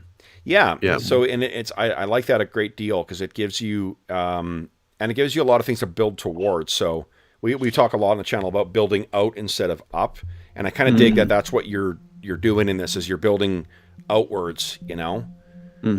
I'm gonna reread some of the other spells and stuff like that and see what some of the higher level magic actually looks like in it, because I really didn't look into the nitty gritty of that. I didn't need it for this.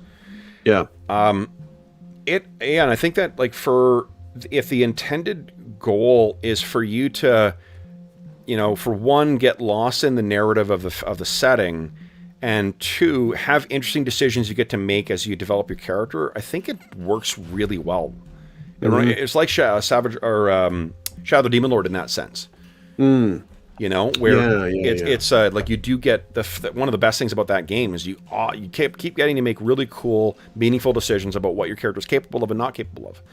You know, Orlan could lean more into, as you develop, could go more into the leadership and kind of like the, you know, the sort of the inspiring, you know, chivalric presence, or you could go into the badass two-handed sword fighter, or some other direction, right? And any one of your characters could go, you know, for the priest in particular, like every decision you're making that is selecting more spells or abilities or whatnot, that is taking away from other abilities. You know, or if you just want to dabble in a little bit of, you know, God study and then dive further into other elements, that's there as well. I bet you it handles loose role-playing shit pretty well too, because it's really light on its feet in that way. Yep. And I think the setting offers, to talk about the setting more too, some of the intricacies of the fact that you could spend a great deal of time in a Game of Thrones type feel, which is just totally designed for, like, a faction fest of the religion versus the aristocracy and the different noble houses, and it's just completely made for that. And yet it's also completely made for Davokar, like, you know, getting lost in the forest, what's in there, exploration, the darkness, etc. So it's kind of a cool, I mean, the setting, it's really, you know, it really, I think you play for the setting. I mean, and I think the system's well designed for playing for the setting. And that's, I think, you know, what it reminds me of is, and I think it's a better version of it, is low-level AD&D play. I love that low-level experience when you're like, fuck, I gotta be scared of stuff. You know, I can't just jump in and start whacking away at things, because you're limited in your toughness. You're, you know, you're hit. You can get hit real big sometimes. I like how armor has a DR effect, so armor feels really meaningful in the game. There's a reason why you wear that stuff, but at the same time, you have, the reason I say better is because your characters have a lot more shit to do and you're much more competent. Okay, see you, Mo. Yeah, we'll wrap up here. Yeah, I've got to go and take my medicine, but great game. Yeah, thanks, Mo. Thanks so much for jumping in, too. Good to see you. Yeah, I mean, I think it's a great game. I could definitely see, I'd be interested to see what it's like on long-term play. Yes. You know, to see whether it, you feel like, fuck, why am I never getting any tougher? Or whether you do in fact get, through your abilities, that helps offset the numerical growth. Well, and that's one of the comparison I think with Shadow of the Demon Lord is really interesting, because you make an interesting choice all the time in one of those campaigns, but your character really radically changes between each adventure as you get new stuff, right? Yep. Not like, you can't see where the character came from, but every time you level up, you get something new that's cool, and you get tougher, and you get more special abilities and all of that sort of stuff, versus this sort of more kind of like slow, wide build. Yeah. Seems like you wouldn't have nearly as much of that kind of like transformative experience with it. But maybe that's what artifacts do too, like those, in the same way that magic items do that for kind of AD&D, right? And the faction stuff as well too. I imagine that there's there's stuff that you do in as you get involved with the factions too that will affect you as it go. It is definitely. Well, and the classic King Conan doesn't get any better at sword fighting as he becomes king, but he's got a lot more power in the world by being king. You could totally do that sort of play, right? That your character just has a different relationship to the world because it's all the fictional stuff, and that would be really cool to see. Definitely. And I my closing thought on it, and I'll let you guys close with yours, is that it is a perfect example of a game that why I always want to reserve final judgment until I see it at the table. Because we were talking this weekend about I'm prepping the game, and it doesn't feel like there's a lot of game there and whatnot. I was I'm totally wrong about that, and the overall experience of this game at the table was fantastic. It's not the game I would want as a as my fantasy RPG for every fantasy game I want to run, but I have a much better sense of what the play experience would be like in an ongoing game, and I'll bet you I would enjoy the shit out of that. Yeah. I mean, I think it's a and of course it's a tougher thing to test because, but I think it's designed for campaign play. It's tougher to test because you have to have a time commitment to do that. But to really get entangled, I think the mechanics I find them encouraging at the same time. What I really look forward to getting entangled in is the setting. So, getting a character that really, you start getting a lot of different intrigue and secrets and backstabbing and, what's going on and who hired you, and they're connected to this. And next thing you know, you die at an elf's arrow in the middle of the forest. So, this kind of a thing I think is really attractive. That's what attracts me to the game. And that's a little higher bar because it just takes longer time to get that feel of the campaign, the longer to get introduced to the world that much, and the long campaign they've given you. So, I mean, obviously they put in a great deal of time and effort into this long campaign of all this story and setting. And, it would take a while to experience it. Well, and I get the way that we play ongoing campaigns too. Like this would be a phenomenally good fit for the way that we play through our long-term campaigns where we're 100 sessions in, right? Because even figuring if that number's right, about 12, let's say 12 or even 10 XP per session, 1,000 XP, that's what, 50 talents, give or take? Less if you're upgrading. True. So, and then also if you do use the rules for spending XP too, you may be bleeding stuff away there, but Marvel Superheroes did that, and I never liked that as a way of, and actually DC Heroes does that as well. And Cypher System is basically totally built around that. Yeah. That you use your advancement points as your narrative currency. Yeah, and it's just which it's like I like having them decoupled because if what you're intending to do is just bleed away through attrition that XP, just don't award it in the first place. That's a decision I don't like. Of do I rob myself in the future or do I save myself in the present? But who knows? I mean, there's a reason that they put it in the game, so maybe like the other elements, if seeing it in play might change my mind, over what it is. So so you guys, closing thoughts for you guys. John, you want to go first? Sure. I mean, I enjoyed it, and I mean, it's crazy that I never played it before. I remember talking with you about a bundle of holding about it, probably over 2 years ago at this point, Kevin, and and I've the artwork kind of drew me in at first, and I like dark fantasy, and the setting I think is sexy. You know, it offers so much possibility, especially in long play. I think so crazy that I hadn't played it yet. So glad to finally at least got to get that first session under your belt, and a little taste. But yeah, I think it's such an intriguing choice for a campaign in particular. Mm-hmm. How about you, Arlen? Closing thoughts? Yeah, I had a whole lot of fun. I was just counting, my PDF folder has 13 PDFs in it under Symbaroum. Mm-hmm. So clearly I've got some stuff for it that I've had for a while from 2018 for a number of these. So yeah, I mean, so the bundle. It's good to same bundle to get a chance. Mm-hmm. Yeah, probably the same bundle. But yeah, I had a lot of fun with it. The world is so cool. There's some I'd want to read through the rules again myself and think about, there's some like having a rule for helping your buddy out seems like that is something that I actually really like in games. You know what I would do is, I bet you I was thinking about that when I was looking through, and maybe there is a rule for this already. It's just you add your relevant modifier. So like it's 10 plus or minus whatever thing you're trying to do. If you're trying to help someone with their attack, maybe you add your accuracy. So it'd be 10 minus whatever your accuracy minus 10. That's the modifier you add to it. You know. Yeah, and but you know, there's some little stuff like that I think I would want to think about, as far as, and you know, there's reasons not to do that. It definitely creates a different feel depending on how you do it.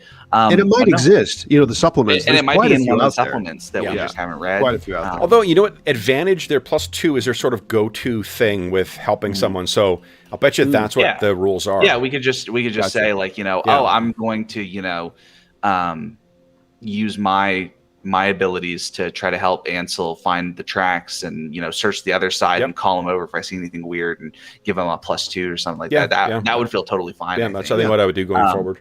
Yeah. But yeah, so and a couple of things like that. But I like a whole lot about it. I think it's really cool. Just to say something about my character, Orlan has a special trait that lets him use persuasive as his attack stat, which is a super like interesting, flavorful. Feels very much like John Carter, where you can choose you can choose a talent to choose how it is that you fight with a sword, based on like, do you know, like try to taunt them, or do you like think super intellectually, or do you just beat them down or whatever. And that seems really cool to me as just, and of course I told Kevin, I've looked at the art. I have barely opened the physical copy that I've got. So I can tell you that there's a bunch of abilities that do the exact same thing. It's like use a bunch of stuff, use like strong that. Instead of whatever. Yeah. Use X instead of Y, or have like a special reroll for Y, or be allowed to do something extra. I think all of that kind of feels like it changes the way the character functions. That to me is what I really get out of advancement, more so than like having a higher modifier on like a D20 game, right? The difference between a +5 and a +8. It's nice to have the +8, but it's really cool when I have the +5 and I can attack twice instead of having, or I can attack once with +8, that sort of thing. And I'll bet you that's the stuff that you would remember about the character as well too, where you know, like, because in some games it's easy to, especially higher levels, it's easy to lose track of the shit you can do. But if you're making intentional decisions of like, I'm building towards this thing, or if you're playing with these cards, right, like the ability and power cards are great. You can pass out cards if you wanted to just be like, hey, this is or like as a you know, we're all going to create a PC and everybody grab 3 cards for your thing. That could be a fun way to, or even do like a one shot in the middle of a campaign with that. That could be kind of a neat way to I think there's a whole lot that you could do with the game. I think that there's something really to be said about having the depth of setting and narrative stuff as a way to offset the kind of relatively simple mechanics, because a lot of my thought with relatively simple mechanical games, even the ones that I really like, you know, Barbarians of Lemuria is a great example, that I wouldn't play for, you know, 100 sessions the way that Kevin has had us play AD&D, because it just, there's sort of not enough there to engage with. Whereas if you've got that sort of deep narrative, it might not matter really, especially as you get going and you're just Yeah. you're just in it and you're playing, and that seems like a really good way to balance out things. I think it'll be interesting to see. One last comparative, because I know it's two games that I mentioned as having that really great deep what do you call it, the deep setting stuff. The time from opening book to go with Symbaroum is a lot fucking faster than with Degenesis. Yep. Degenesis requires a lot more figuring out because of the setting, or because of the nature. It's just such an unusual setting. Like part of that is a virtue of the setting, because it's so rich and there's so much great stuff. But I can comfortably read this much of Symbaroum and run it, and then look up the other stuff I need to make sure I'm not getting shit wrong. Degenesis is a lot harder to do. You really do need to commit to like fully immersing yourself. The payoff for that, I think, is definitely there. I also think the system here is a good example of where that kind of deep setting. Degenesis has a relatively light task resolution mechanic, but there's a lot of fiddly bits in it. There's a lot. And that's some odd. Like I remember we encountered the thing about one of the things I said after the first fight was that because of the way that the Biden-hander, the two-handed sword works versus the knife, I thought it was dumb that it's easier to parry a Biden-hander with a knife than to parry a knife with a Biden-hander, because that feels totally backwards. Yep. And that's what happens when you have fiddly bits, right? Is that you end up with unintended elements like that you know, in play you wouldn't have anticipated from, well, we'll give this thing one thing and this thing another thing to differentiate them. And the intention, I think, in that one is like you need to have system mastery, so you pick the specific, I can't remember what they're called in Degenesis, but it's like a feat basically to offset the penalty that you get with using the beaten hander. And it's like, okay, so like there's a lot to marrying and again, like I think Degenesis is a great game as well. I think this has it's an easier way of getting yourself invested in both the setting and the mechanics without overwhelming. You know, so it's a great game. Really, I'm very much how much did you use of the Promised Land adventure, if any, Kevin? For this? I used a couple set dressing and some names. I wanted to have a different experience with it. I can't remember it. So that would be an interesting thing to see too at the table, is how much it would make sense to use of their material, since they have so much material, right? Like obviously the way we play campaigns, our Night Below campaign doesn't use a whole lot of Night Below. There's sort of a strong divergence between Night Below the book and Night Below the Dungeon Musings campaign. And it would be interesting to see kind of that in play also. Their material, in perspective, is how much you would use versus how much you would want to rework versus. I think so. Without having read them in great detail, I know that there's a ton of setting. There's in the Mother of Darkness book, the one that I mentioned as the overland travel. Like there's all that sandbox stuff that's in there. So that is just generating random material, and none of that's pre-made. There's also a huge list of like NPCs and shops and taverns and stuff specifically there to help you just be like, snag this and make it part of your campaign, and now it's important. The plot stuff, I think, is much more, from the ones I remember reading, broad strokes than, and they are involving specific NPCs, but it's not like, say a Pathfinder adventure path where it's like, now that you're having this encounter and there's go to this point and this many things here and this many things here. Yeah, it'd be a lot easier. It's also a little, and I'm gonna, just because I keep talking about Degenesis, I'm not trying to compare it unfavorably here, but I like the way that Degenesis writes their adventures. These are easier to run. They're not quite open and run them the way that, like, say, a D&D adventure is, or a D&D module, but it's not the, like, hey, what's supposed to happen where here, It's a little more transparent as to what's supposed to be happening in the game, which is, they're written more like actual RPG adventures as opposed to kind of like... a story. Yeah, a story that has some game stats thrown in here and there, And that is, I mean, that's fine. It's a different way of writing, and I do enjoy reading them. But for some of the longer ones, it's hard to remember what's supposed to happen, especially when your characters go off track. Right. Yeah. It's like starting to Like when we left and came back to the NPC to get more information, and Kevin had to reread the whole section. Yeah, and I'm like, wait, hold on. Stream to remember what information we had and what we needed. Yeah, exactly. That was Nice. good. Put that GM to work. Yep. Oh Yep. man, yeah. We're just such problem players. What I mentioned that just because that's always a thing that I think about with games that have like a whole lot of books is how much you actually use of the lot of books when you buy all these books. And it feels like a lot of the material in Symbaroum from what I'm hearing is more like, here's how to craft what you want to use, and less like, if you go off the beaten path, we need to, build a whole thing to definitely. deal with that. And then there are, like downtime type mechanics in the game as well too, in some of the things. So like you can build up stuff, and I think that the way that someone's passage through the Symbaroum storyline, you're going to have certain story beats, but it'll be very, very different than what someone else's one was. I haven't read them closely enough, so I can't say it for sure, but I mean, you could run a terrific game. One of the things I made a point of for this particular session was to stick to only